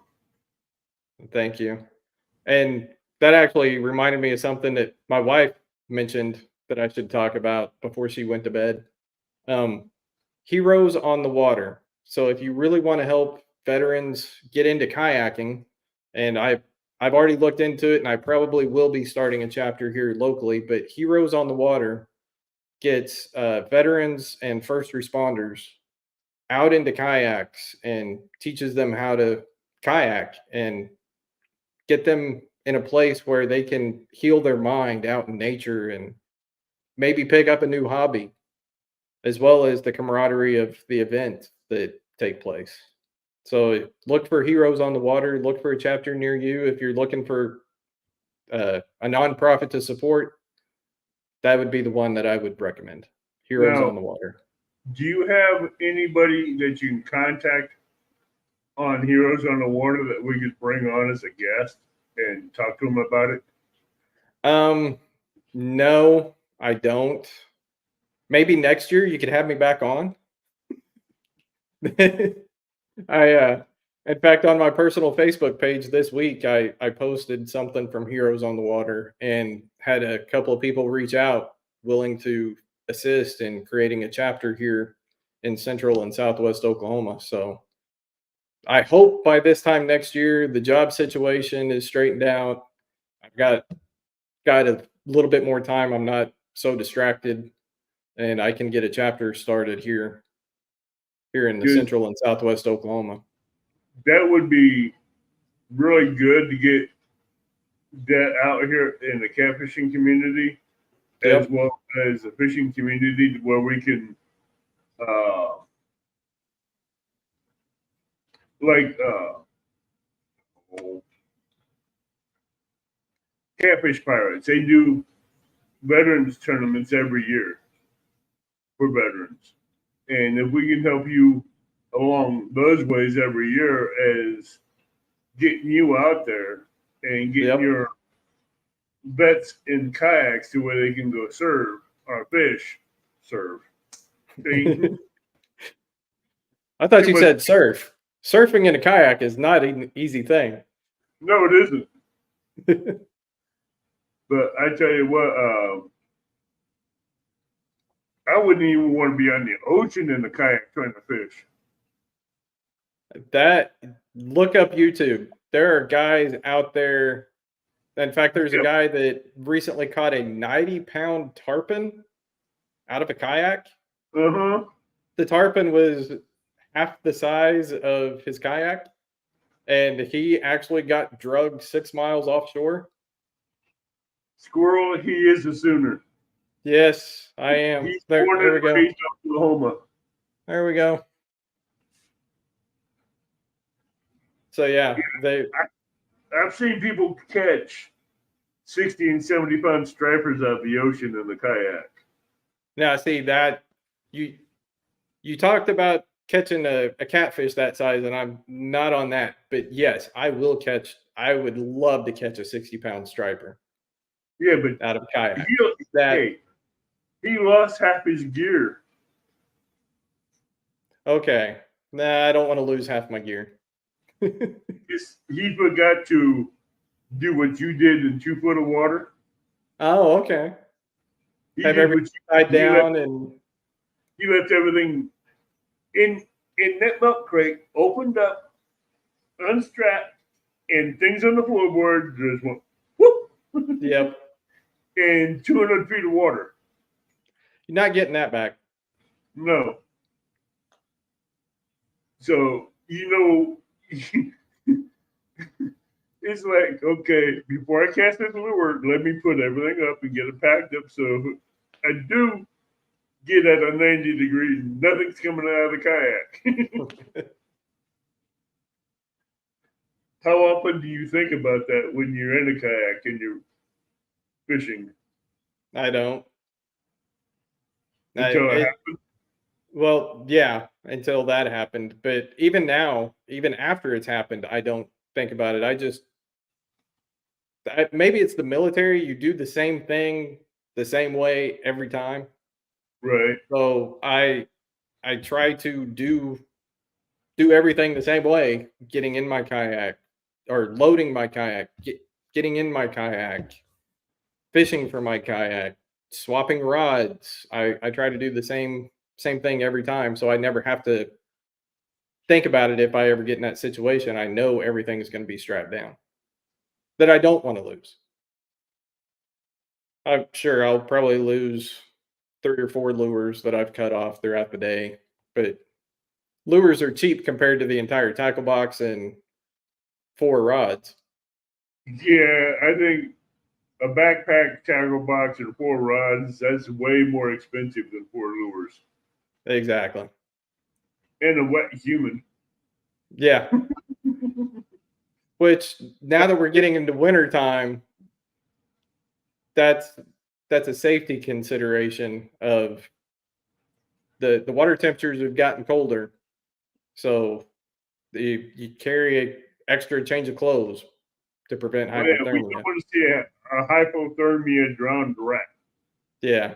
In fact, there's a kayaking rule called the rule of 120. Huh? It's the rule of 120. If the water temperature and the air temperature added together do not equal 120 or higher, there's a risk of hypothermia. Right. So right now the water temperatures around here are about 50. Well, they're dropping quick right now, but they were about 50. So that would mean the air temperature would have to be 70 degrees or higher to prevent hypothermia. Well, Right. today's high was 54. And it's 50. The water temp is 50, so that's 104. Yeah. So You get to see a human popsicle fall out of a kayak. well, that you're not a popsicle in your kayak, but you would be once you got back in. You come back in Yeah. the kayak to get to shore, you become a human popsicle because you're paddling against the wind, and you're probably not going to make it back. You're probably not going to make it back because once you get back in your kayak and that wind hits you, and if you're not wearing proper clothing, which at this point would be a dry suit, which you should have a dry suit on. The majority of us don't have dry suits. We don't want to spend the $800 for a dry suit. So we just wear our jeans with our whatever you got underneath your jeans to keep you warm, and you got your sweatshirt on and a jacket. And once those things get wet, you better have your life jacket on. That's the other thing. I never get in my kayak without my life jacket because even in the summertime, you never know when that wave is going to hit and make you fall over. But in the wintertime, it's especially dangerous to not have your life jacket. Especially this time of year with water temperatures where they are. Yeah. You don't have much chance for a reaction. Nope. When you hit that cold water, your body starts going into hyper shock. And then with all the clothing that you've got on, it gets wet and it gets even heavier. And I wear muck boots right now. So those boots are heavy enough as it is. Yeah, they get water. That's another 50 pounds. And then wearing all the cotton clothing that I wear, that gets heavier. Yeah. Without that life jacket, I would be underwater way too quick. Now, is your life vest automatic flotation, or does it self-deploy when it hits water? I got the old school, like it has the foam blocks in it. Yeah, it looks like your grandpa's fishing life jacket with the pockets. Yeah, that's what I wear. I wear it year round, and it's bright orange. So if I ever end up in the water separated from my kayak, you'll see me. I'll be the orange thing bobbing in the water. There's a bomber out there in the water who can hit it first with a 4-ounce sinker.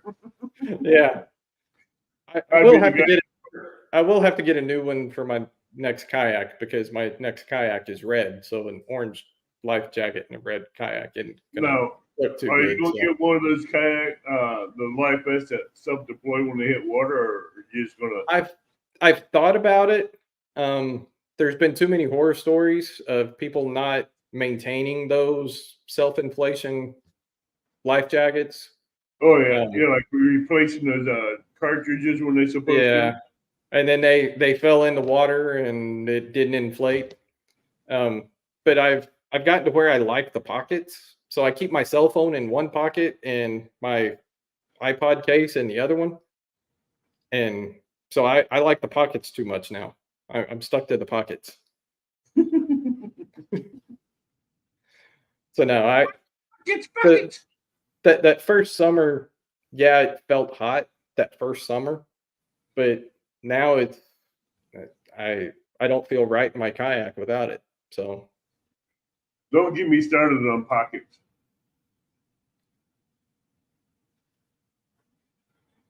yeah, so I have a flag. In fact, the picture of the crappie, you can see the flag that I've got on my kayak as well. And on top of that flag is a 360 white light. So when I go out at night, I've got an orange flag. Of course, right now I've got an orange life jacket. My paddle is also orange. So all of those things I bought with safety in mind. So at night, I get out there and I've got a nice white light above my head, and everything else is orange. So no excuse if a boat hits me. If you didn't see me, you're probably not only going to make a donation to the state, but you're going to spend some time behind bars. Oh, yeah, because, all right, everybody, he is 3 away from 60. Let's get Dell up to 60. He only needs 3 more subscribers. Wow. Pretty sure I started the night right at 50. Yeah, you were at 50 when we started. Thank you, everybody. Can we get 3 more people to give him 60 subscribers? Can we share him out and get 3 more people over there?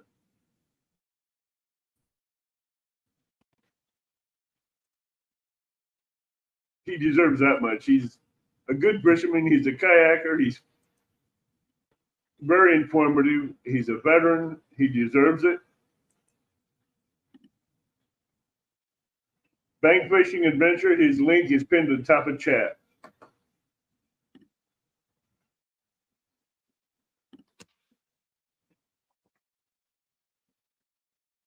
And if Butterflies and Sunshine feels like it, she could share out the link.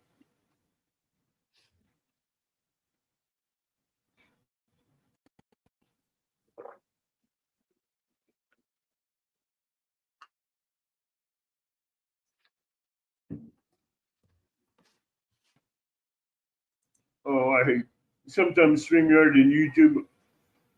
Oh, there's yeah. I see the flag behind that. Thank you. If we can share out his link to help him get up to 60 or over, that'd be really good.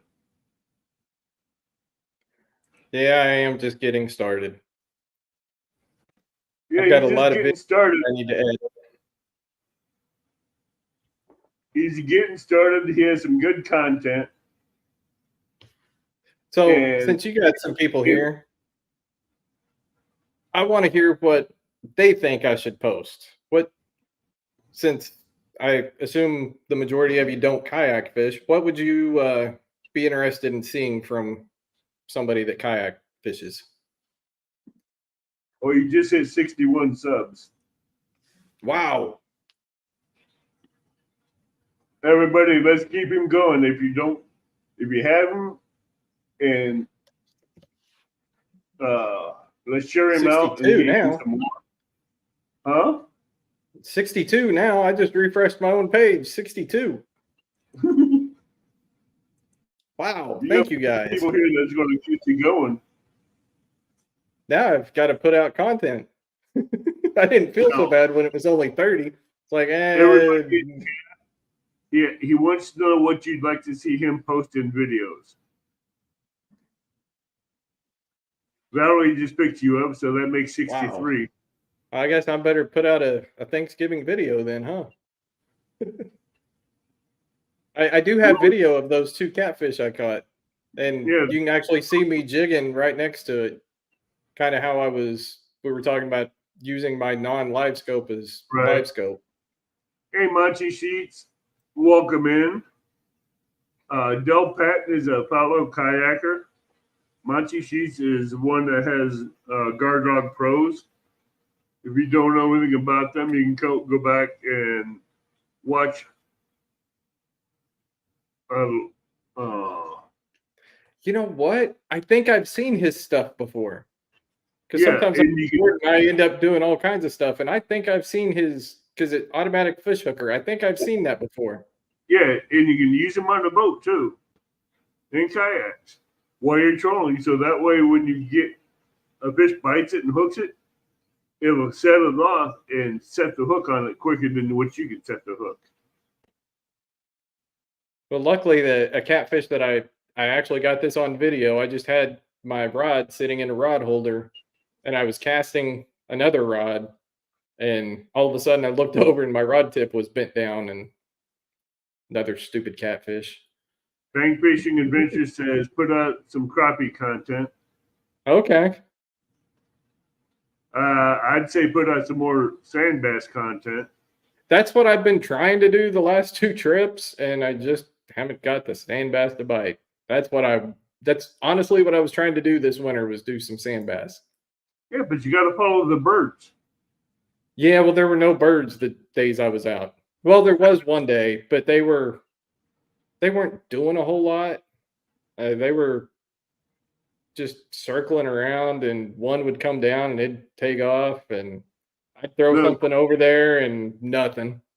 Here's a question.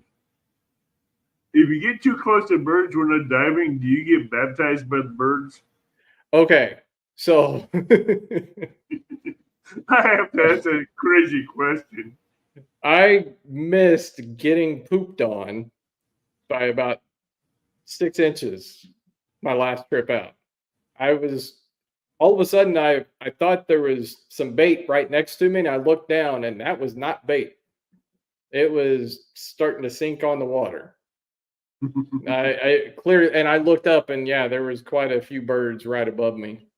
So I just missed getting Tagged. dropped on. Yeah. I was not happy about that one. You're like, okay, I'm too close. Well, my fish finder was telling me I was in the right area. The bird's right above me. Obviously, I was in the right area, but didn't catch anything. You're too close to cast into it, because every time you cast it, you cast outside of them. Well, that was when I was dropping straight down. I was just Okay. dropping straight down.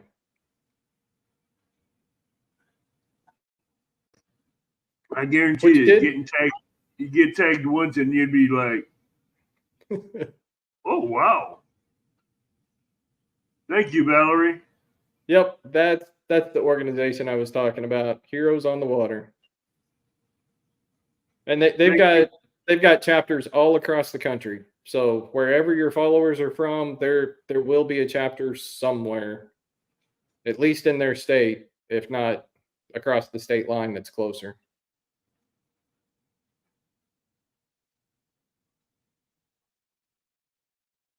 Butterflies getting dropped on by birds above you while you're fishing is not good luck. That stuff stinks. Yeah, and it's something you don't want on your clothes, because this thing, once it's in your clothes, it ain't coming out. Especially a life vest you love that has pockets. Yeah. Which I either need to wash or something. Pressure washing it, I don't think it's going to help you none either. No. I could do it the Army way, get some simple green and spray that in a nylon brush. I don't think that's going to help. That'll at least get the dirt and change the smell. It'll Won't get all the smell out, but it'll change the smell. Hi, Adam. Monty, if we can get, Dell is 3 away from 65 subs. And his link is pinned atop of chat. He started the night out at 50. And if we get him up to 65, that'd be great. And he is in active service right now, and he will be retiring soon. And he needs to get a job before he retires. Thank you, Valerie, for doing that. Thank you so much. And if we can go and show him some love and some support, thank you, Monty. And he will be putting out more content with everybody that we can get subscribed to him. That's more encouragement for him to put out content. Yeah. I debated whether to do some editing this afternoon and decided to take the afternoon off, and guess I should have made a video. I guess you're gonna have nothing but to do videos now because you got more people. Yeah. You just got 2 more people on there. That's 64. Yeah, I'm gonna have to go back, and because there's a lot of content that I did not put out videos for that I guess I need to go back and edit as well. Because the more videos you put out, the more thumbs up you get, it helps your algorithms with YouTube. Because your algorithms will get you out there into other people that is in that genre of fishing, and will get you put out there on their pages to where they can look at you, come in, see what if they like what they see, and they can subscribe to you, hit the thumbs up, and keep pushing it out there. Thank you, Valerie, for sharing out his channel. So I did a short in the spring, and within 3 days had 1,200 views. Right. Problem is, I don't remember how I made that short and got it uploaded. But also do an intro video to your channel and let them know a little bit about you, what your channel's about, and what you plan to do with your channel. Okay. That I've thought about doing that, as well as an overview of my kayak. That too. Do a video of your walkthrough of the kayak, what you added, what it came with, and let people know about your kayak. Okay. Wow. Guess what? You're 65. Nice. I appreciate this. Thank you, guys. Can we get him 5 more subs? You sound like an auctioneer now. Hey, I know what my people can do. Hey, I know what my followers, my people that come in here every Sunday night, I know what they can do. They can work that magic and get the subs. So I see that comment from Butterflies and Sunshine about the chat.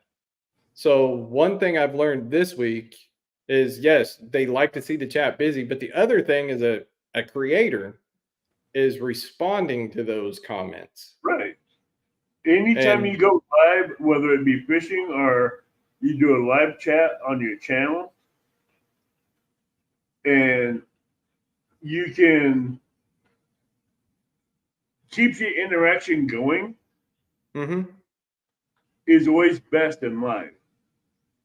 It's like what we're doing here. We're keeping the chat interacted with our chat, and the more you do that, the more YouTube sees it, and they like seeing a busy chat. They like seeing the interaction with the chat and with the guest and with the host. Because if you only just have the host and the guest talking and leaving chat out of it, you ain't going to have the views. You ain't going to have the followers. And a lot of times, if you're just live on a kayak fishing and doing a live fishing trip like I do on weekends, right? When I get a chance, or if I'm driving somewhere to go fishing, I have a phone mount in my truck that I can hit live and put title and say, "Let's go fishing," and drive and just talk to them as I'm driving. Yeah, I have the same thing, and I actually checked it out this week to see how it would look on the screen. It was like, dang, that's like the perfect spot too. And you can download StreamYard and get 20 hours free a month on StreamYard, where you can go live fishing or do. I caught over 20 bluegills I gave away, and 3 trout I gave to someone for dinner tonight, Rick. I didn't catch no cats, but one did break. Sounds like a great day to me. Catching no catfish. Hey, I was after catfish today. I know. I was after a flathead today. I wanted him for dinner. I wanted the flathead for dinner if I could have caught him. But I didn't catch any crappie though, which is what I really wanted.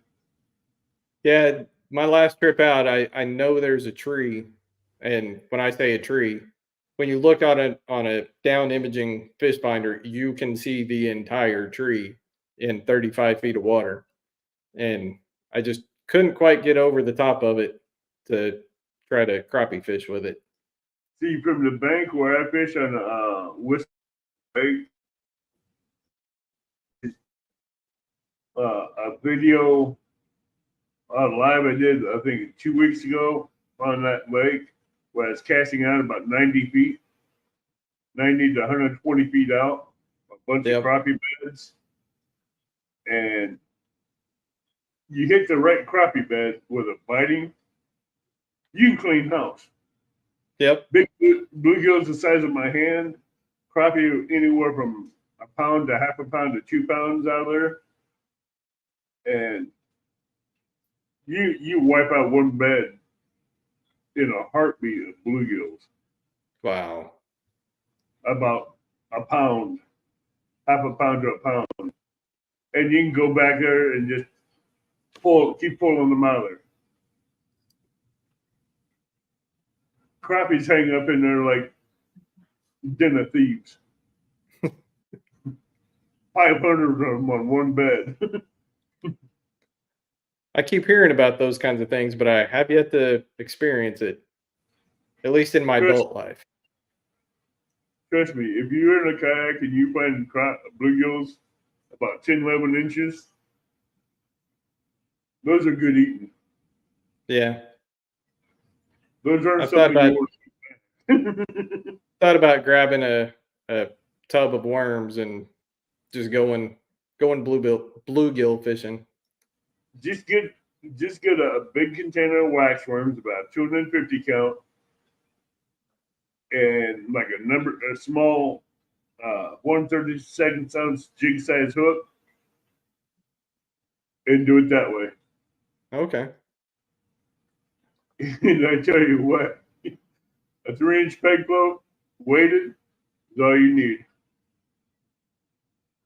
You set your depth and just drop shot it like you do out of a boat anyway. Yeah. Because once you find them and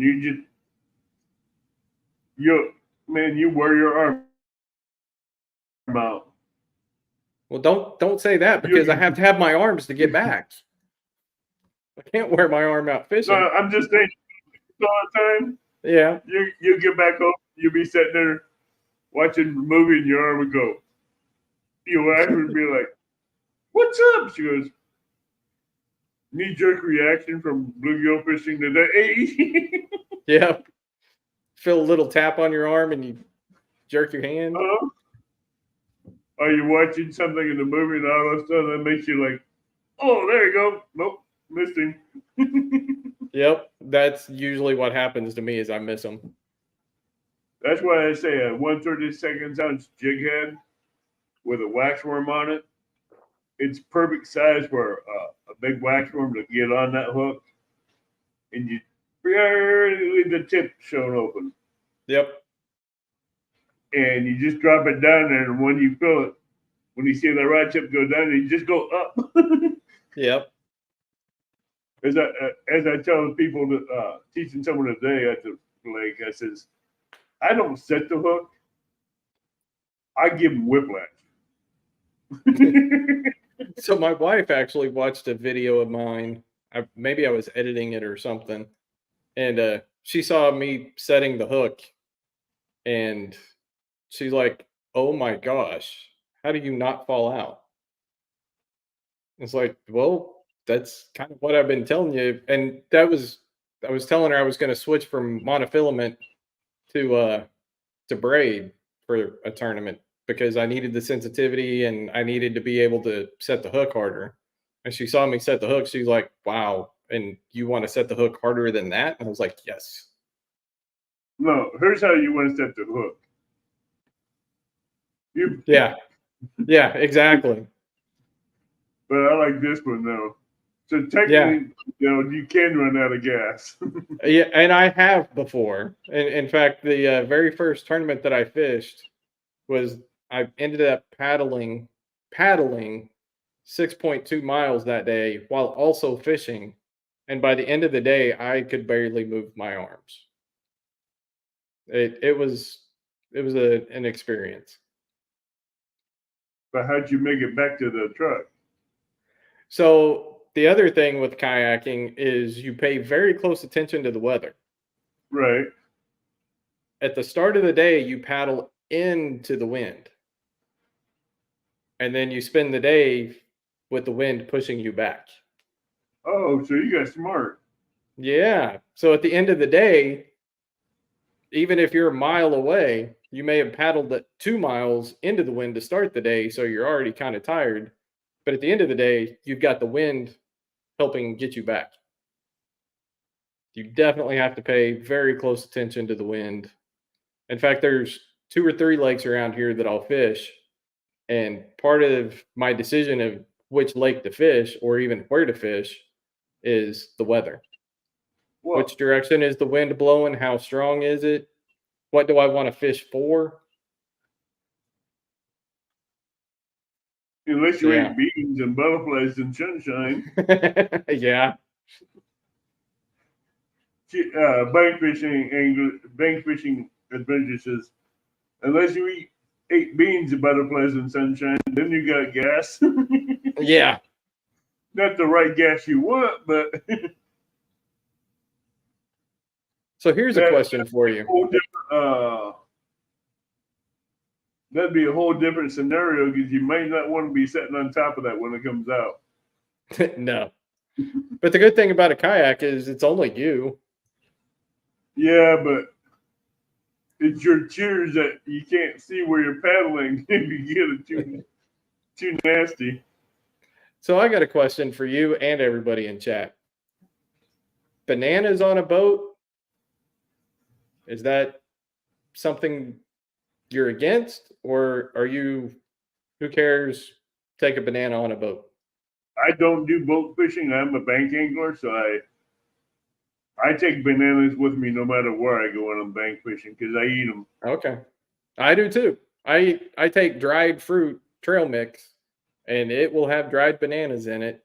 I don't know about other boat anglers. You'd have to ask Don R. or the other people in here that do boats because they have this myth that they say bananas are bad juju on a boat. I've heard it's just bad for fishing. Now, yes, even worse on a boat, but for fishing. I've never had it bad for fishing. I don't know about that one. I've had people tell me that's why I catch so many catfish instead of ditch pickles is because I have bananas on my kayak. You ditch pickling again? Oh yeah, that's right. That's what you do. Yeah.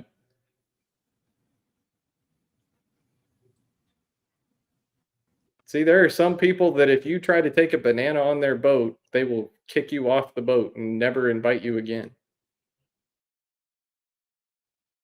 Hey, that's a good way to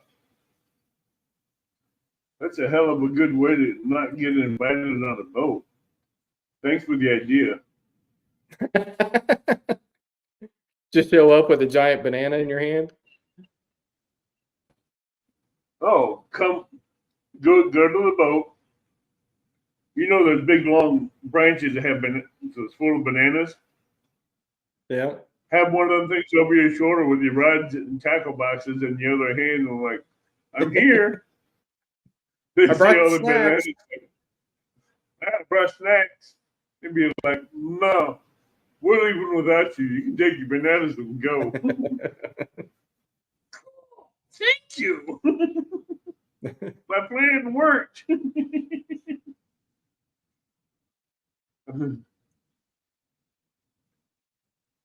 Valerie says, I have friends in the UK that who would kill if they find you have a banana on board their boats.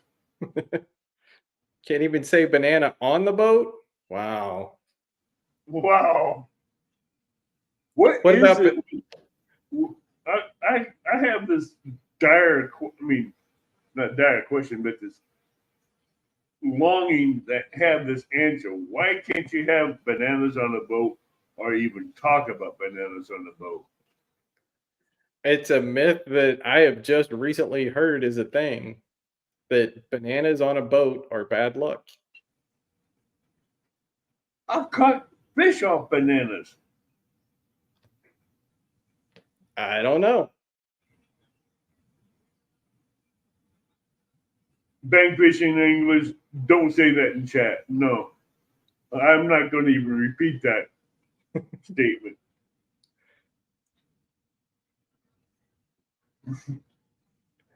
I think I watched I'm a not YouTube gonna video I'm not one time. statement. Watched a Huh? YouTube video one time where they were testing the myth, and they would take bananas on the boat fishing, and then the next time they would go out without bananas, and they were trying to determine if it hindered their fishing. What was the outcome? It did not hinder it at all.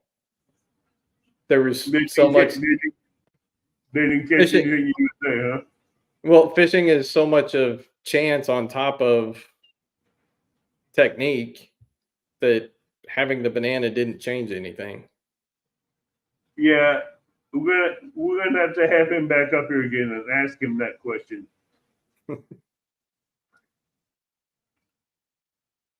I'm still trying to figure out this dilemma about bananas and boats.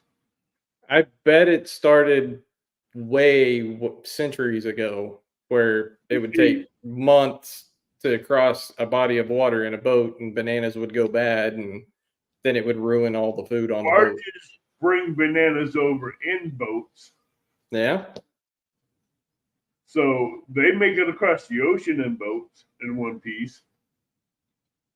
So why can't we have a banana on the boat while we're fishing? I don't know. It's a dilemma. That's why I asked the question. I wanted to get some answers, but That's what I'm trying to do. I guess we're getting more questions. Get more questions out of a question. Yeah. All right.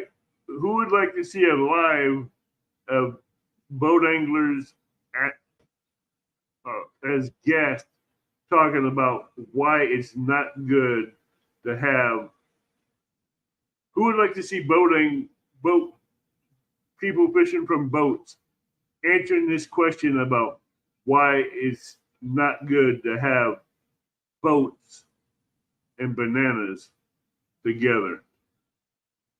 I think Valerie just got the answer for us. Just looked it up. Trade ships sailing between the Caribbean and Spain started disappearing. The other thing were found for floating bananas. Therefore, they were considered bad luck and a curse. That would do it. Yeah, but what does it have to do with catfishing? Don't know. Butterflies. I like butterflies' answer. Maybe one Yeah. slipped back on in the day on a banana peel and something bad happened. Well, and that's why I carry dried bananas on my kayak, because if I slip on anything, I get wet too easy. Hey, Jefferson Einstein. Jefferson, here's a question. Maybe you can answer it. Bananas on a boat while catfishing. What's your opinions? What's your thoughts? We're trying to get questions to that answer.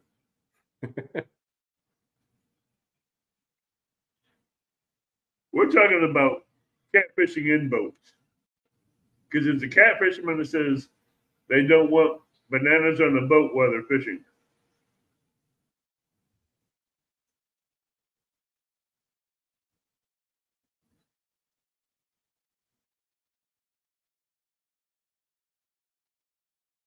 Valerie says nothing to do with fishing, has to do with boats. Well, a lot of catfishermen don't want bananas on the boats while they're fishing. Don't know. I'm lost at that one.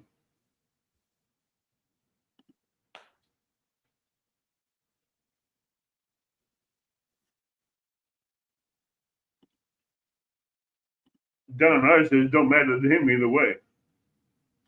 And he has a pontoon boat. Well, it's hard to sink a pontoon boat. No, but it's easier to fall out of one and not get back in it. Yeah. Especially if you slip on a banana peel.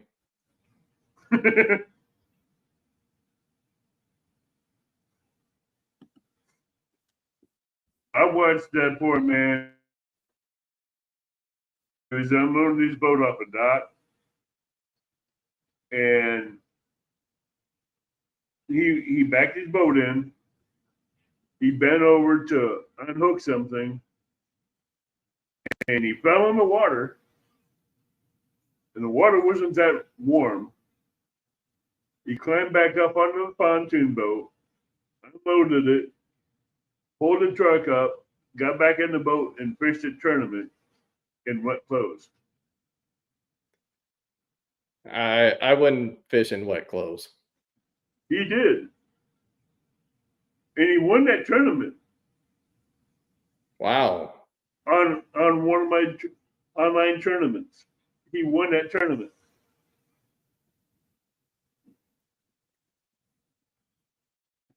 I just remembered there is a kayak catfishing tournament series. Right. I've heard of it, but I haven't looked into it. But I do know there are guys that will, just like you said, catch 60, 70-pound catfish out of a kayak. Uh-huh.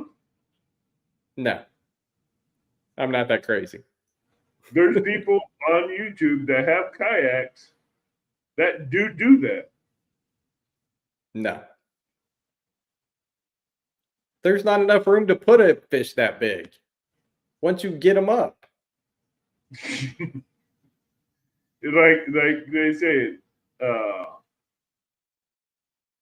there's one that fishes a kayak that's in the Tennessee River Kings tournament that won that this week. Who was that? Butterflies. I can't remember his name. That's all he does is fish out of kayaks for big cats.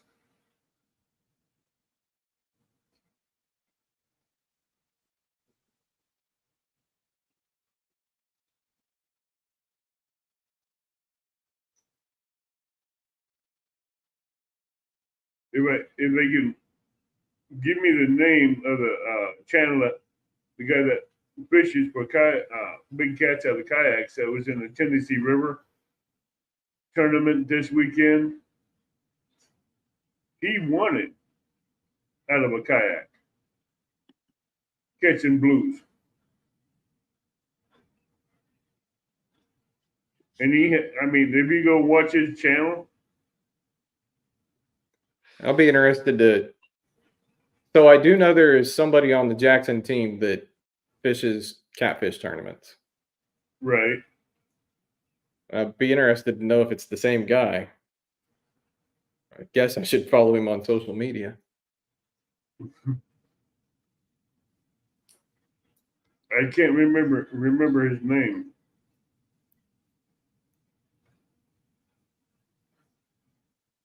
Butterfly says, "How do you stand up to weigh that in a kayak?" Well, I don't know how catfish tournaments do it.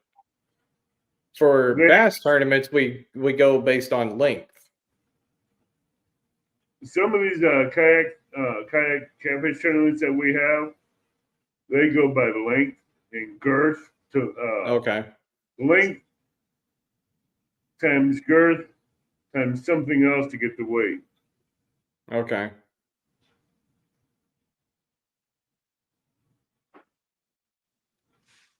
Ryan Bortz catfishing. is a channel. But Caprice Summer Daniel Lee hooked an 85.2 pound blue this weekend on a kayak.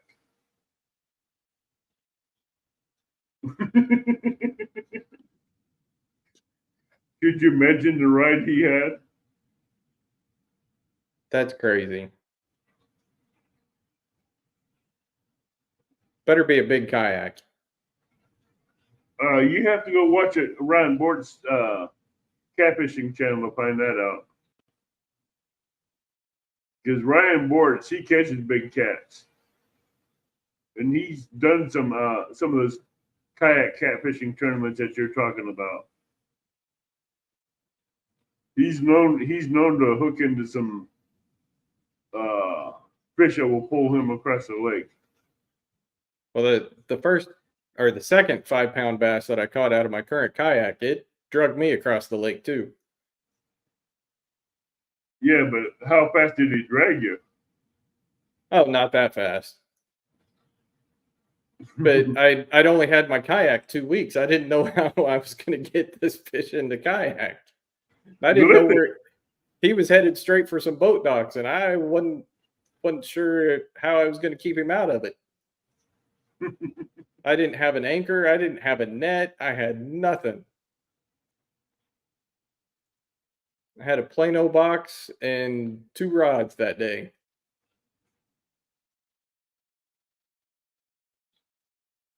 Oh, every time you pull up on the rod, you go closer to the fish. Exactly. You reel down. Yeah, and it was January, so he was staying deep. Wasn't coming up. Yeah, she posted his link in chat. Blue collar.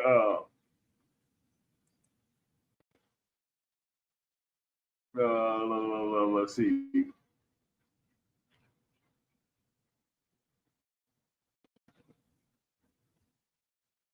I gotta get.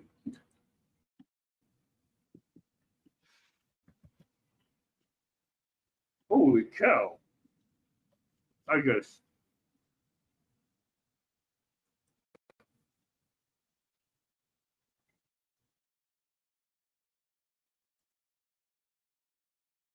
$85 catfish sumo. Dang.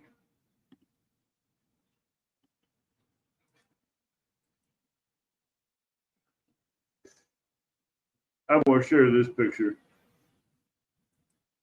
You're gonna love this one.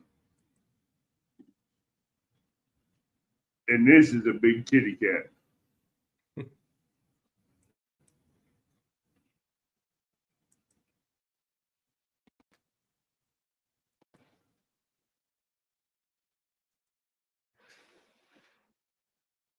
What do you think of that? Well, he's in a native, and I'm going to guess that's a native Titan, which is a super stable kayak. Can't quite tell if it's a Titan or not, but yeah, he's definitely got a setup.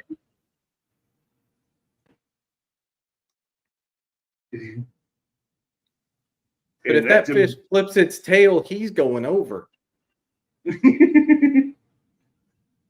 Let me see if I can get another one of the fish.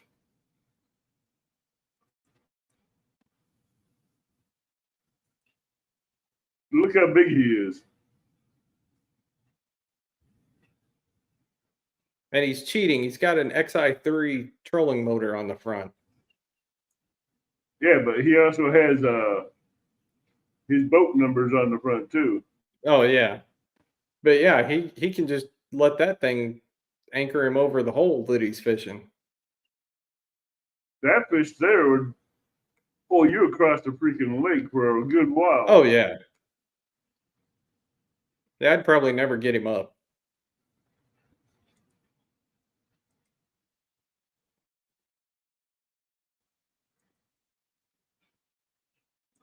Come on.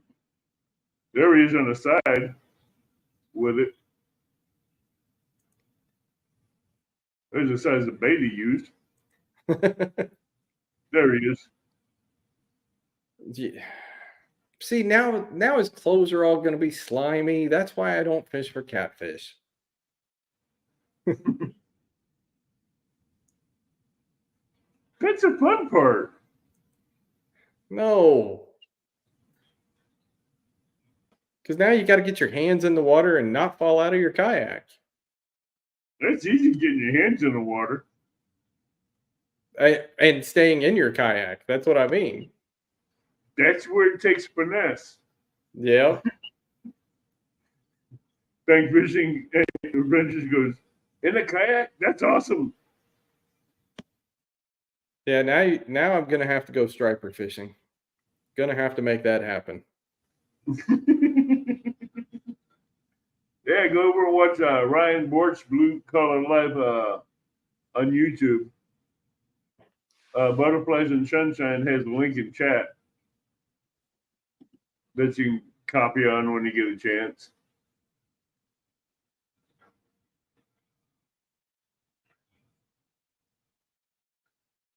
Did an awesome job. He won on Saturday, won the Tennessee River tournament.